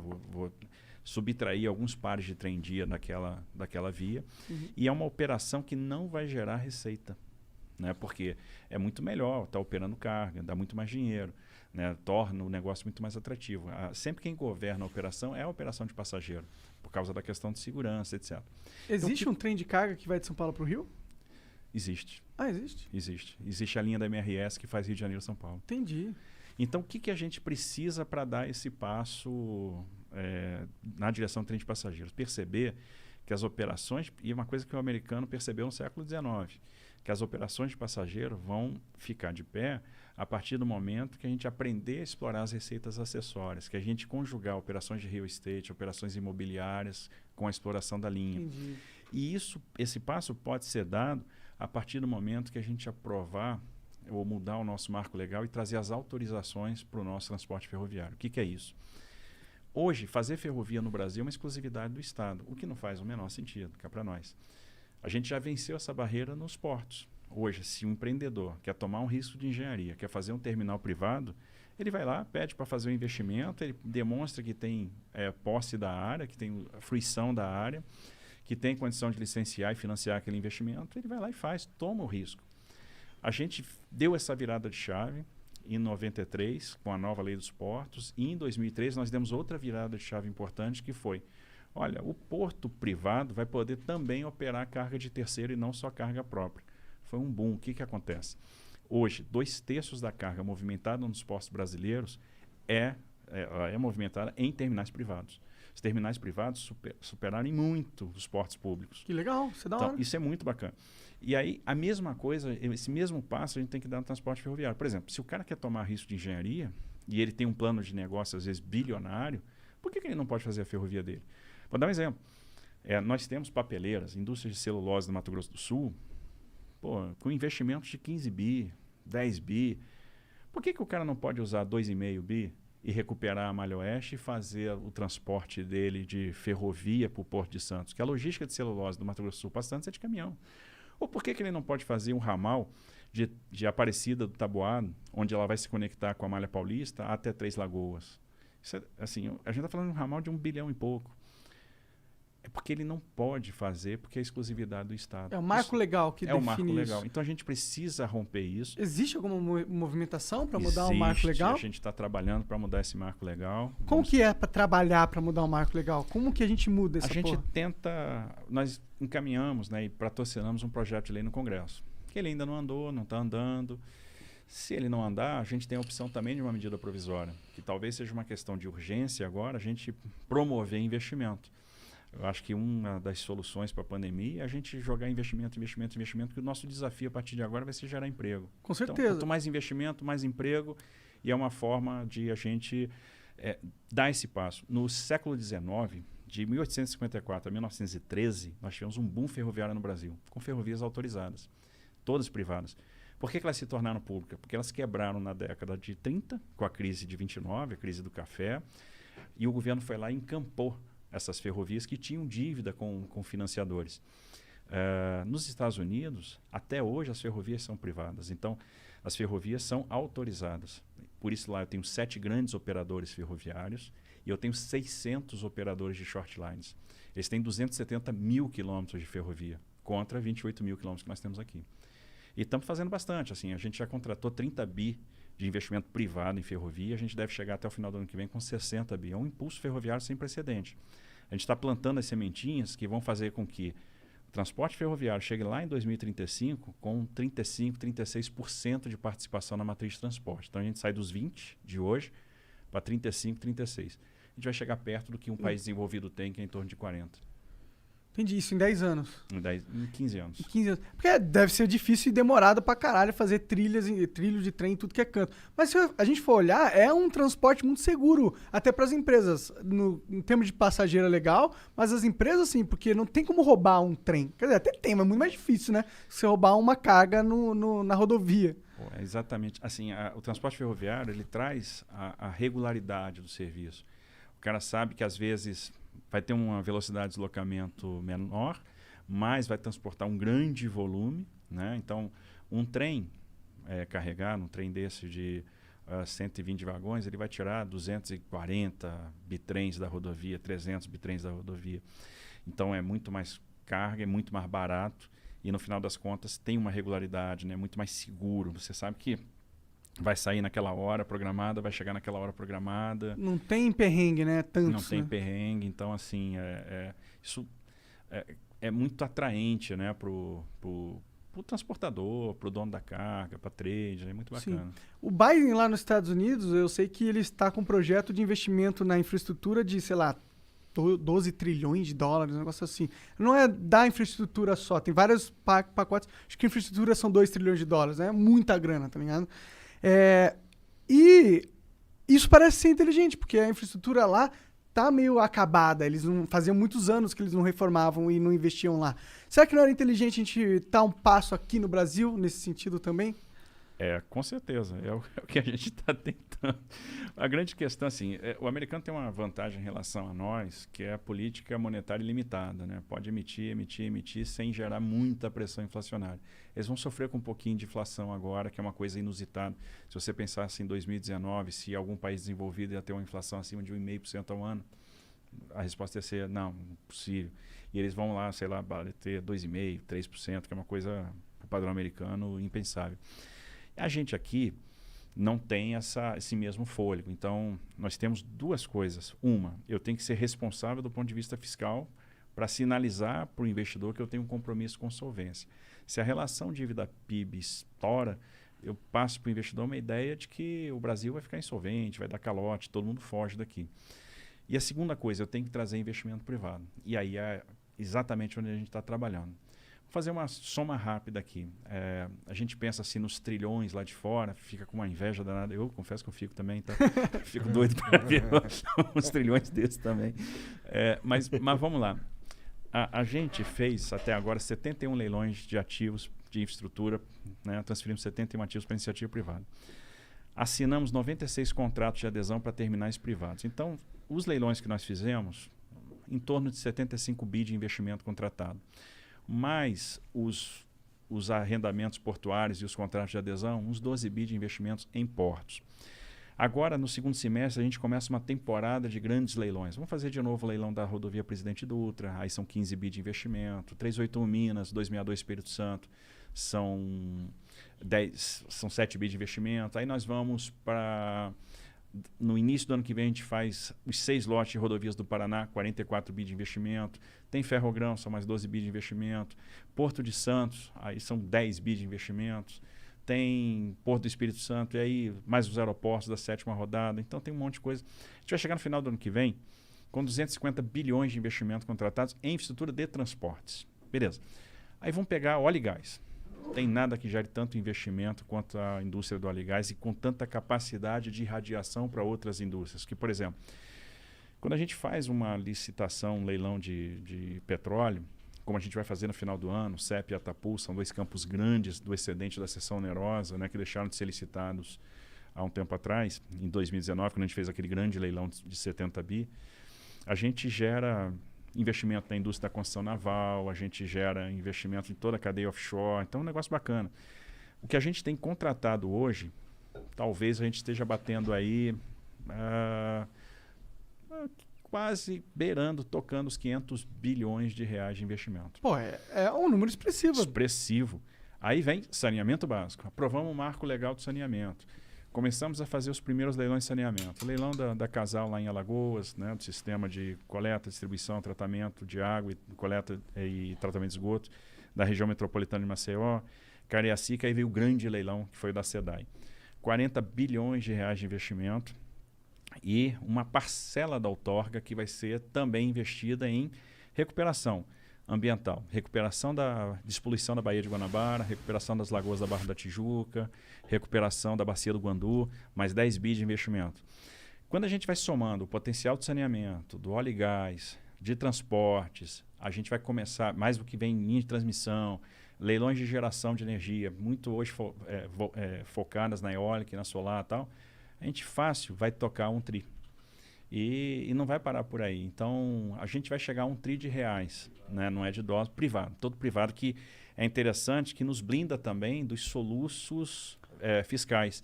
E a gente acaba ficando numa situação que, olha, mantive a minha rigidez fiscal, né? Comuniquei isso bem para o investidor, estou gerando muito investimento.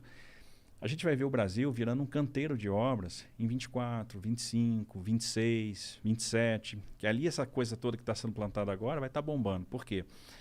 A gente faz um leilão, vai lá na bolsa, bate o martelo e tal, beleza. Quebra o martelo. Quebra o martelo. Só quando tá com raiva, mas às vezes é comum estar com raiva, né? Não deve ser uma vida fácil, né? Não, eu tava brincando aqui com o Igor, dizendo o seguinte, jogar Pitfall. E aí a galera mais antiga aí que jogou Atari vai lembrar. Fazer infraestrutura no Brasil, tem que pular um jacaré, tá ligado? Fazer umas paradas sinistras. Você passa por cima do tronco bobo, pula na cabeça do jacaré, pega uns cipós. O negócio não é brincadeira não. Tem que ter resiliência, né? A gente é resiliente, é animado, tem fé, gosta da parada e tal. Então, quando você faz o leilão, você tem um tempo para assinar o contrato. Esse tempo leva uns 4 meses, que o cara tem que montar uma sociedade de propósito específico, né? Montar uma empresa, aportar garantia, tal, tem aquela burocracia toda, assina um contrato. Aí ele entra numa fase onde ele vai fazer projeto de engenharia, ele vai licenciar aquele empreendimento, né, ambientalmente, e mais importante, ele vai obter funding, porque para fazer tanto investimento, ele vai atrás da operação de crédito. Em uma operação de crédito de grande porte, uma operação de crédito bilionário, uma emissão de debêntures, vai levar 8 meses, um ano e 2 meses. Então ele leva um tempo para estar com a grana. Então a gente não traz esse investimento logo para o início, porque sabe que vai, no final das contas, botar uma faca no pescoço do investidor. Então tem que dar um tempo para que isso transcorra naturalmente.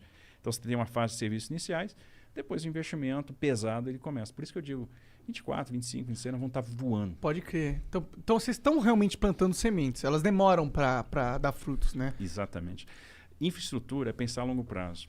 Né? Então, infraestrutura é um tema de Estado. A gente tem que pensar em Estado quando faz infraestrutura. Não dá para pensar no governo, na eleição, porque a gente vai plantar coisa que a gente não vai colher, que a gente não vai ver. E a gente tem que ter esse discernimento para fazer as escolhas corretas, porque a gente tem que fazer o que é importante e o que é correto. Aí depois, lá na frente, o Brasil vai colher. É importante que o Brasil colha.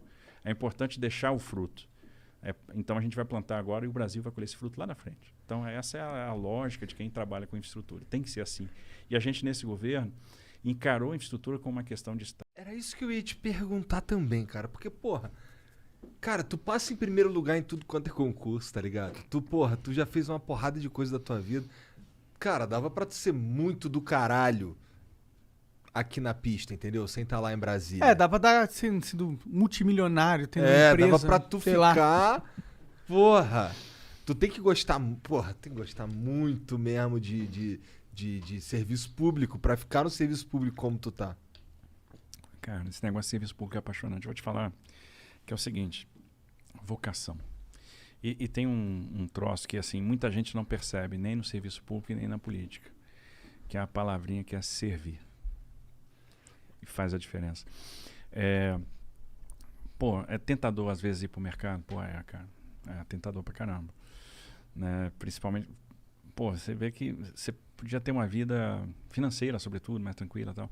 Mas tem coisa que você faz que não tem preço. Imagina o que é um caminhoneiro quando você faz uma ponte do Abunã e os caras estão esperando aquilo um tempão.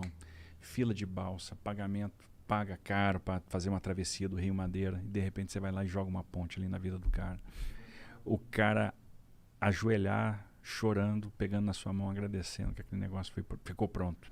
Ou a rodovia que mais mata a gente no Brasil é a 381 Minas, assim. É uma carnificina. A rodovia tem um traçado antigo, o terreno é muito sinuoso, se fazia naquela época rodovias que acompanhavam as curvas de nível, mas você tinha outro padrão de veículo.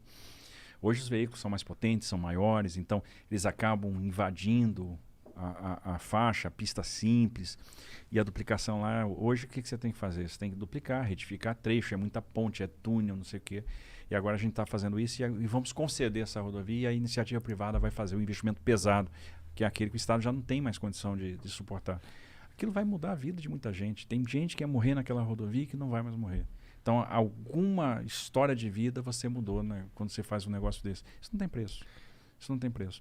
Você pensar que você está plantando as sementes para você ter uma matriz de transporte equilibrada e daqui a 15 anos você vai ter 40% de participação de ferrovia na matriz de transporte, que você vai ver uma ferrovia de integração do Centro-Oeste e vai pensar assim, eu sei o que a gente passou para fazer esse negócio. E quanta criatividade tem aqui, quanta porrada a gente tomou para fazer, porque é uma criatividade. Eu estou pegando a outorga da renovação da Vale na Vitória Minas e estou usando para fazer ferrovia de integração do Centro-Oeste. A Vale faz a obra, entrega para a gente a obra pronta. Então não tem Estado, não tem orçamento público, não tem nada. Quando ela entrega a obra pronta, a ferrovia é do Estado. Então o que a gente faz? Venci o risco de engenharia, o que tinha valor presente líquido negativo passou a ter valor presente líquido positivo, eu faço uma modelagem e passo isso para o mercado vai pagar uma outorga. Ou seja, fiquei com a ferrovia e fiquei com dinheiro. Isso é do cacete, assim. E aí você pensa, mas a gente apanhou muito para fazer esse negócio. E aí, essas coisas não tem preço. Isso é história, isso é legado. Entendi. Caralho.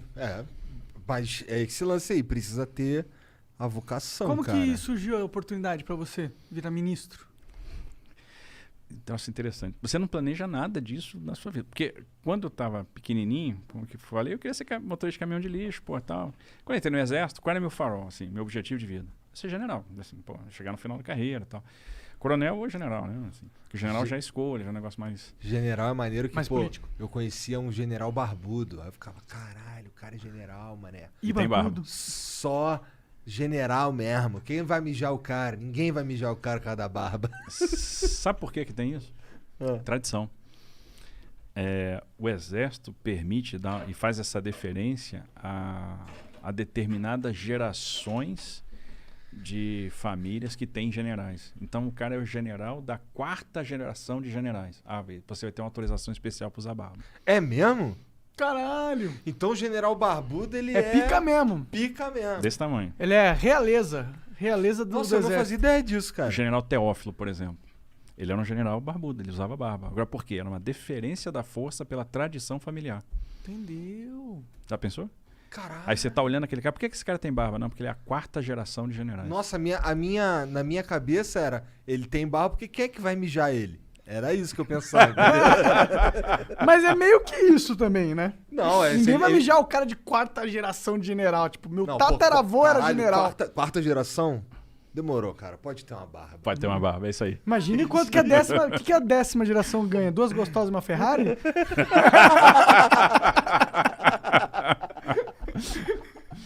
Hoje em dia, talvez um cavalo. Hein? Cara, faz sentido ainda pro Brasil, pro Estado brasileiro ter rodovia federal, tô dizendo, sob gerência, sei lá, do ministro da infraestrutura?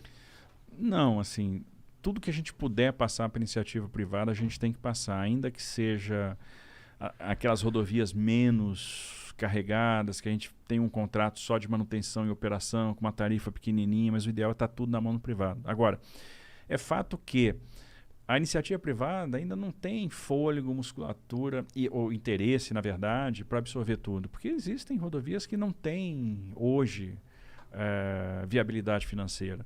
Então a gente precisa daquela rodovia pela função social, pela capacidade de conectar regiões, pela questão da mobilidade das pessoas, por ser um instrumento de indução, de investimento, de atividade, mas que não gera retorno algum. Então a gente ainda vai ter ainda há muita coisa o que fazer. Mesmo que a gente tenha um programa muito vigoroso de transferência de ativos, eu ainda vou ter uma parcela das rodovias federais que vão ter que ser administradas pelo Estado. Isso é inescapável. Isso daí porque, como você disse, especialmente porque não tem interesse da iniciativa privada de cuidar.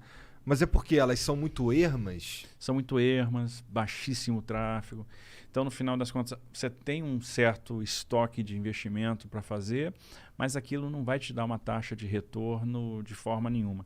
E toda vez que uma empresa entra num empreendimento, por mais simples que seja, ela compromete parte do balanço, ela perde fôlego, ela não vai poder entrar em outros empreendimentos. Então, ela realmente quer entrar naquilo que tem maior viabilidade. Então, esse é um processo paulatino. Aquela rodovia também que hoje é feinha, que não tem tráfego, pode ser que amanhã ela tenha. Então, aí aquela região se desenvolveu, aí veio o agronegócio. É o que vai acontecer, por exemplo, no sul do Piauí, no sul do Maranhão. São regiões riquíssimas. O agro está entrando ali com força, a infraestrutura vai se desenvolver lá, porque vai ter que acompanhar a demanda que está sendo gerada pelo agro. Então, estão começando a surgir lavouras imensas, o pessoal está produzindo, está chegando irrigação. Então, vai ter que vir estrada, vai ter que vir ponte, vai ter que vir ferrovia, né, para dar conta dessa produção toda que está vindo. Entendi. Ainda tem terra barata lá, daqui a pouco não vai ter mais. Então, é uma região que vai ter prosperidade. A gente vai ver o Maranhão enriquecendo, a gente vai ver o Piauí enriquecendo. Como é que... Vamos lá, vamos dizer que tu vai... Uma rodovia vai passar para as mãos sei lá, você vai conceder para alguém, para alguma empresa, pá. O que acontece primeiro? A vontade de liberar essa rodovia ou o interesse privado? Eu acho que as duas coisas, né? Às vezes o privado te provoca, não é tão comum. Às vezes puxa, isso aqui tem um cheiro de viabilidade. Então, vamos dar uma estudada aqui, vamos ver se esse troço tem viabilidade mesmo, vamos fazer uma pré-análise aqui, vamos ver mais ou menos, vamos fazer uma contagemzinha de tráfego, vamos ver mais ou menos quanto é que a gente precisa de investimento e vamos ver quanto é que seria um patamar de tarifa, porque às vezes, beleza, isso aqui vai dar retorno, mas com esse patamar de tarifa, pô, aqui nessa região do Brasil essa tarifa não voa, esquece, então aqui não tem viabilidade. Não é palatável esse patamar de tarifa, então, deu um cheiro de viabilidade, agora vamos aprofundar o estudo. Então vamos lá, agora vamos para o campo mesmo fazer uma contagem de tráfego decente, vamos fazer pesquisa de preferência, vamos ver os pares origem e destino, vamos ver os veículos pesados, da onde vêm, para onde vão, que tipo de carga transportam, quantos eixos e tal, vamos ver qual é o volume equivalente, agora quais são as necessidades de intervenções de engenharia. Então vamos botar isso num fluxo de caixa, porque uma concessão desgraçadamente tem 4 modelos, pelo menos. Um modelo técnico, um operacional, um econômico financeiro e um jurídico. Então vamos ver qual é o padrão regulatório. E aí a vantagem é a seguinte, quando você começa a fazer concessão, você desenvolve um padrão regulatório. Então você começa a vencer aquilo que você gasta muito tempo lá atrás pensando, ali, não, agora aqui matou. Porra, aqui eu já sei. Já fiz tantas vezes. Já fiz tantas vezes que eu já sei qual é o padrão aqui e tal. Essa porra aqui tá tranquilo. E aí você começa a vir a linha de montagem. Tem uma fase que é o debate social. Isso é uma coisa que às vezes as pessoas não acreditam, mas funciona. Interessante. A participação social. Você vai para a audiência pública. Na audiência pública você ouve a sociedade. Aí o que aparece muito? O prefeito que diz, olha, aqui vai ter universidade, eu vou precisar de uma passarela, é um centro gerador de tráfego, vou precisar de um acesso, de uma interseção diferente. Aqui engarrafa, aqui dá acidente.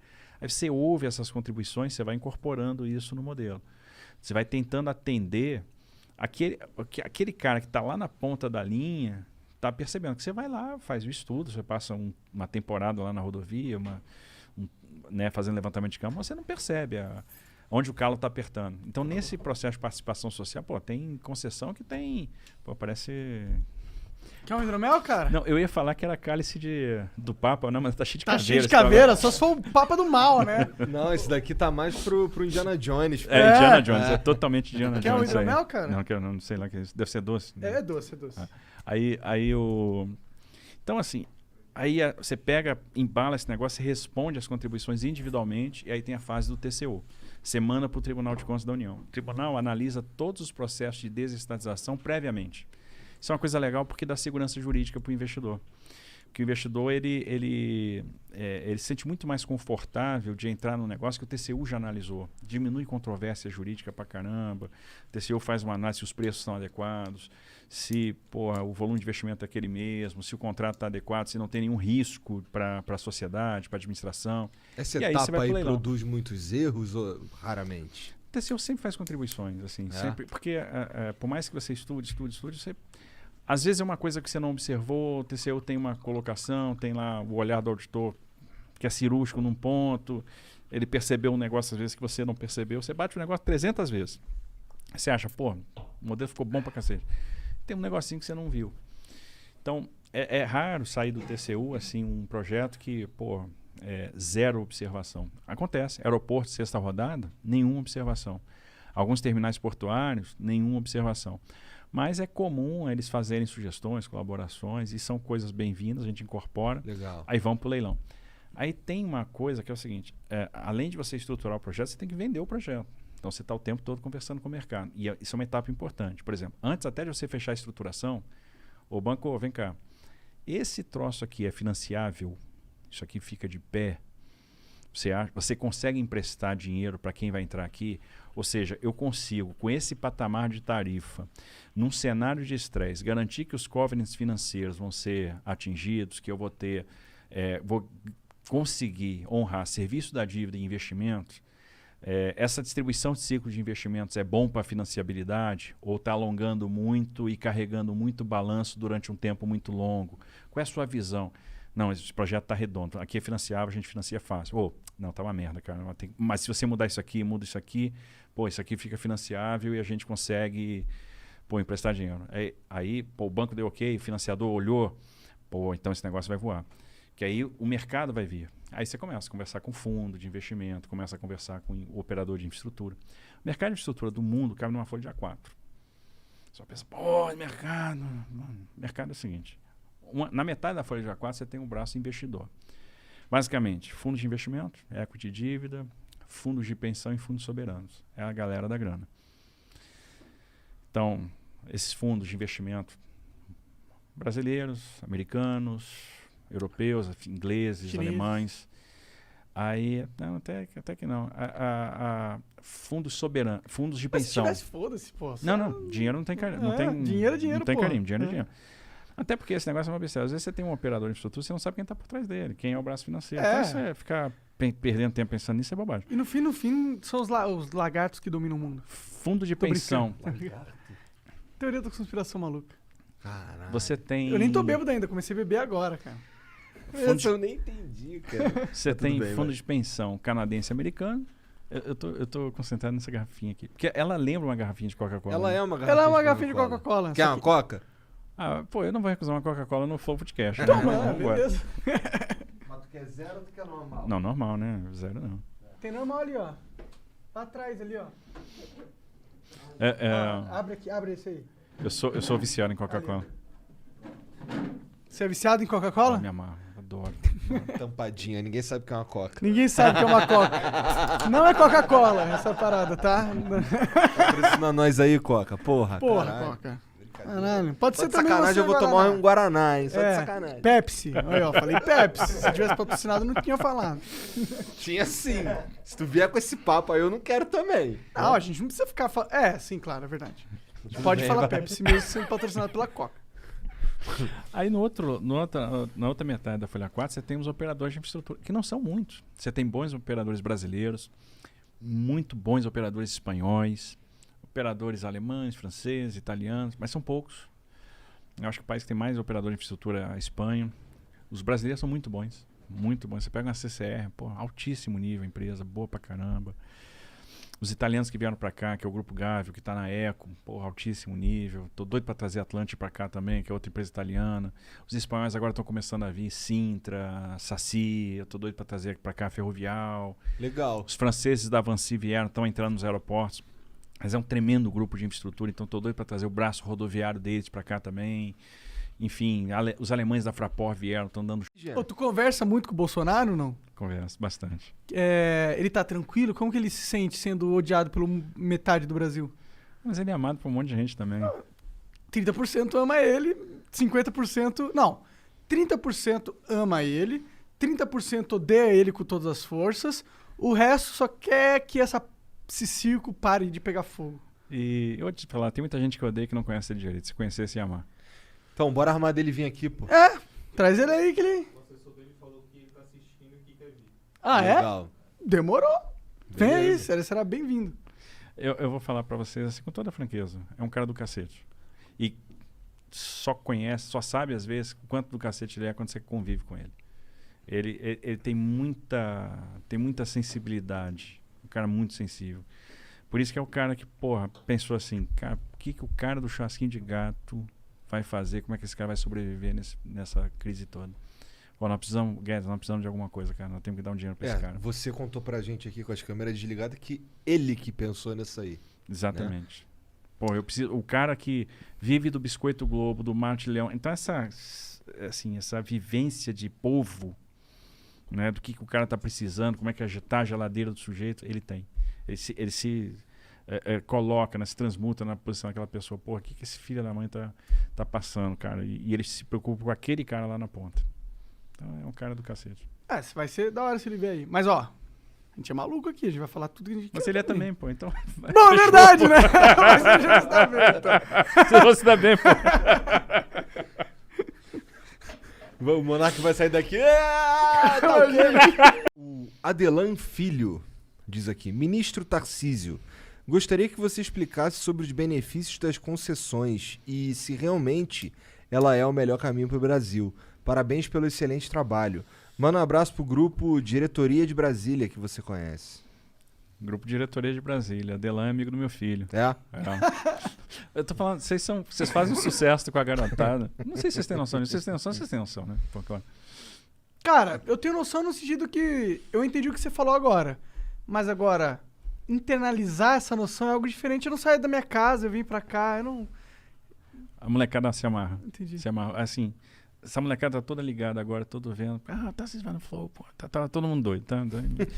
Então, assim, Salve, galera. Obrigado pela moral aí. Salve, Valeu, mano. Adelan. Isso é nóis. Como é o nome do teu filho mesmo? Matheus. Salve, Salve, Matheus. Matheus. Vai ficar doido agora. Vai gravar essa porra, vai espalhar. Olha, rapaz. Aí muito maneiro, né? Concessão é o caminho, porque nós temos um gap de infraestrutura para resolver, né? Uma diferença para outros países. Então, eu tenho alguns desafios. Eu tenho que prover uma infraestrutura de boa qualidade, eu tenho que reequilibrar a matriz de transportes. E eu tenho que fazer isso num cenário que eu tenho 6 bi de investimento por ano. Olha a diferença, olha a potência que nós estamos falando. Eu chego no final do ano que vem com 250 bi de investimento contratado com iniciativa privada. É ridículo. E eu a tenho diferença. 6 de orçamento anual. Então, como é que a gente vai realmente. superar o gap de infraestrutura se não for por meio da iniciativa privada? Então, concessão é um caminho não desejável, é fundamental, é imperioso. É não meio tem- que o único caminho. é né? o único caminho, né? Então, você não tem outra alternativa. Você tem que trazer iniciativa privada, você tem que fazer muita coisa com iniciativa privada. E, obviamente, você tem que alinhar as expectativas, fazer bons contratos para que aquele interesse do usuário seja realmente observado. A gente tem que entregar o serviço. O Estado entra muito na regulamentação da coisa, né? Para Sim. garantir que a privatização seja de agrado para a população. Você né? quer ver uma coisa? Troço interessante. Eu não sabia disso, tá? Não fazia a mais puta ideia disso. Fui descobrir fazendo pesquisa qualitativa. Sempre imaginei que a tarifa fosse uma coisa que incomodasse muito o usuário em rodovias pedagiadas. Não é. Tarifa é a preocupação assim, é a 7ª, 8ª preocupação. Coisa que o usuário mais quer hoje numa rodovia é o Wi-Fi. Você não sabe, assim. Você só sabe quando vai pesquisar. Peraí.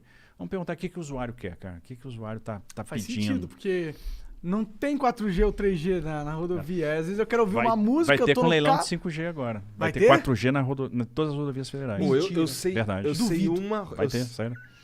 Duvido, não consegue, pô. Agora começa a porra.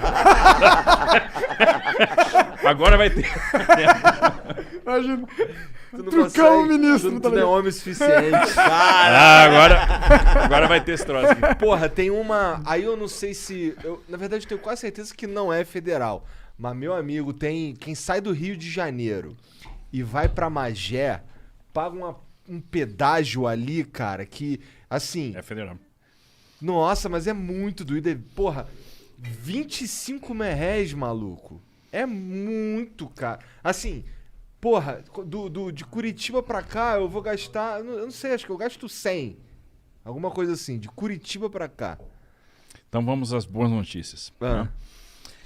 Essa Deixa eu concessão... só te dar uma má notícia rapidinho. Caralho, lá vem uma notícia.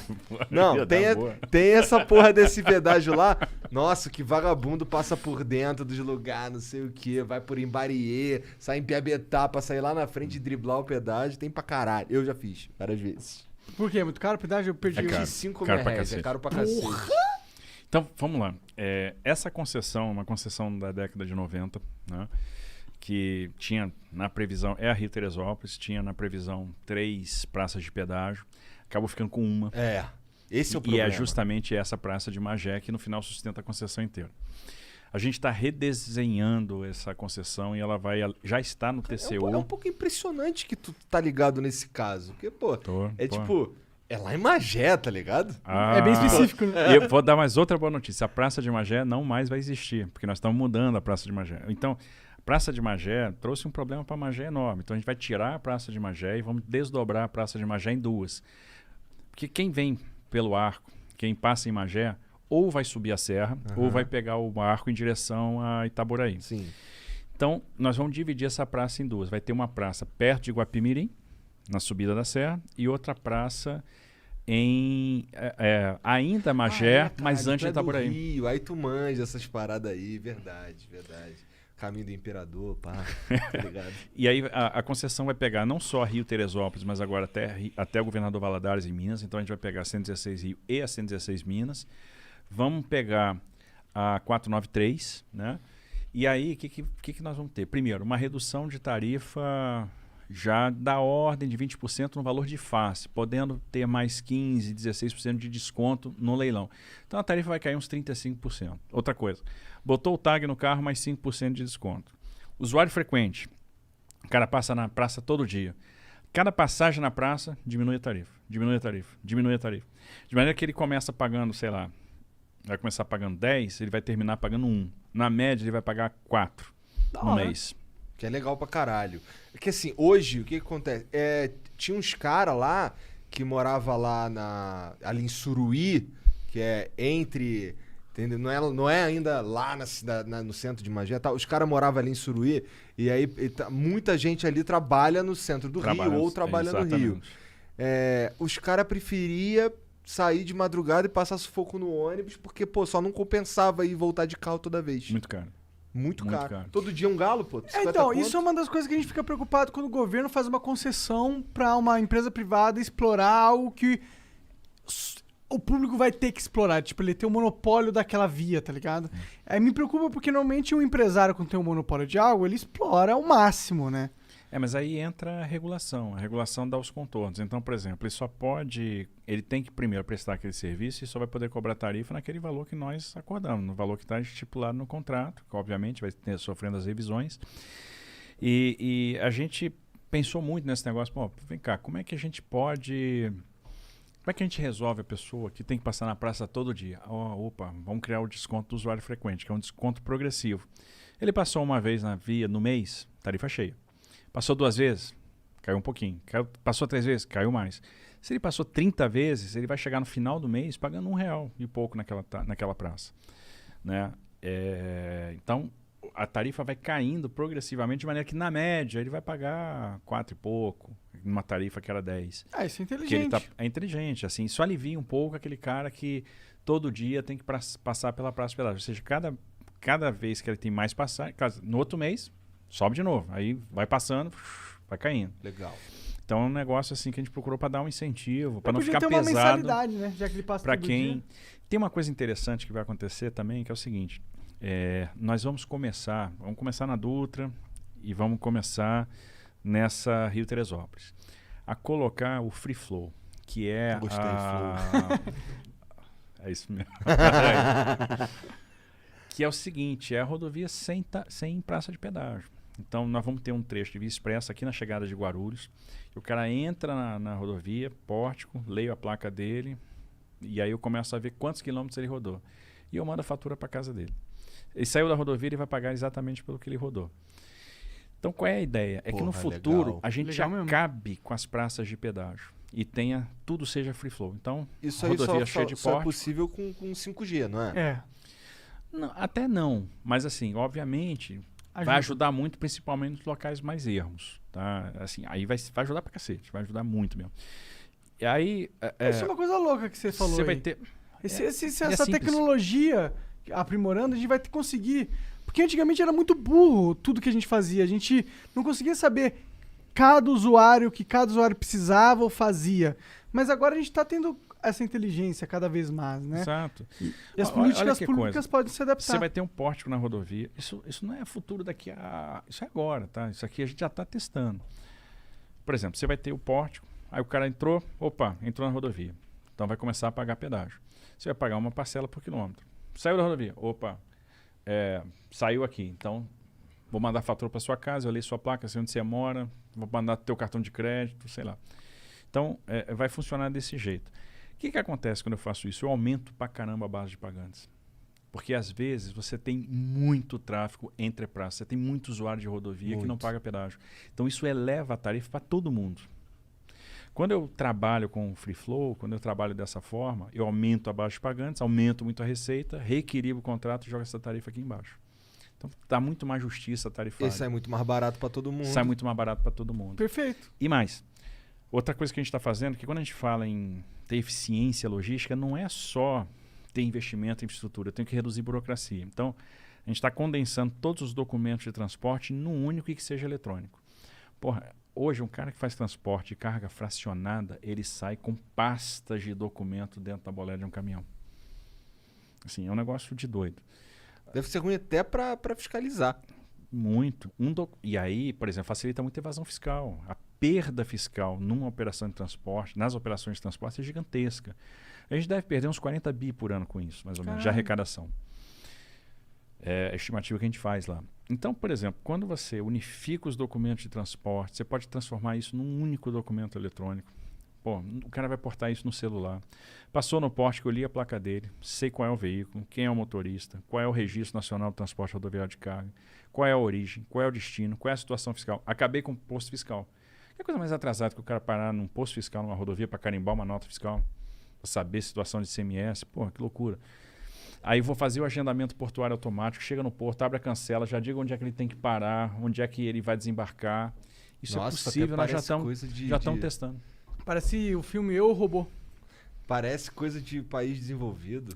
Porra, eu queria muito que o país, esse aqui, fosse desenvolvido. Ia ser Aí muito que legal. tá. Eu quero, você quer, vai ser. É só a gente querer.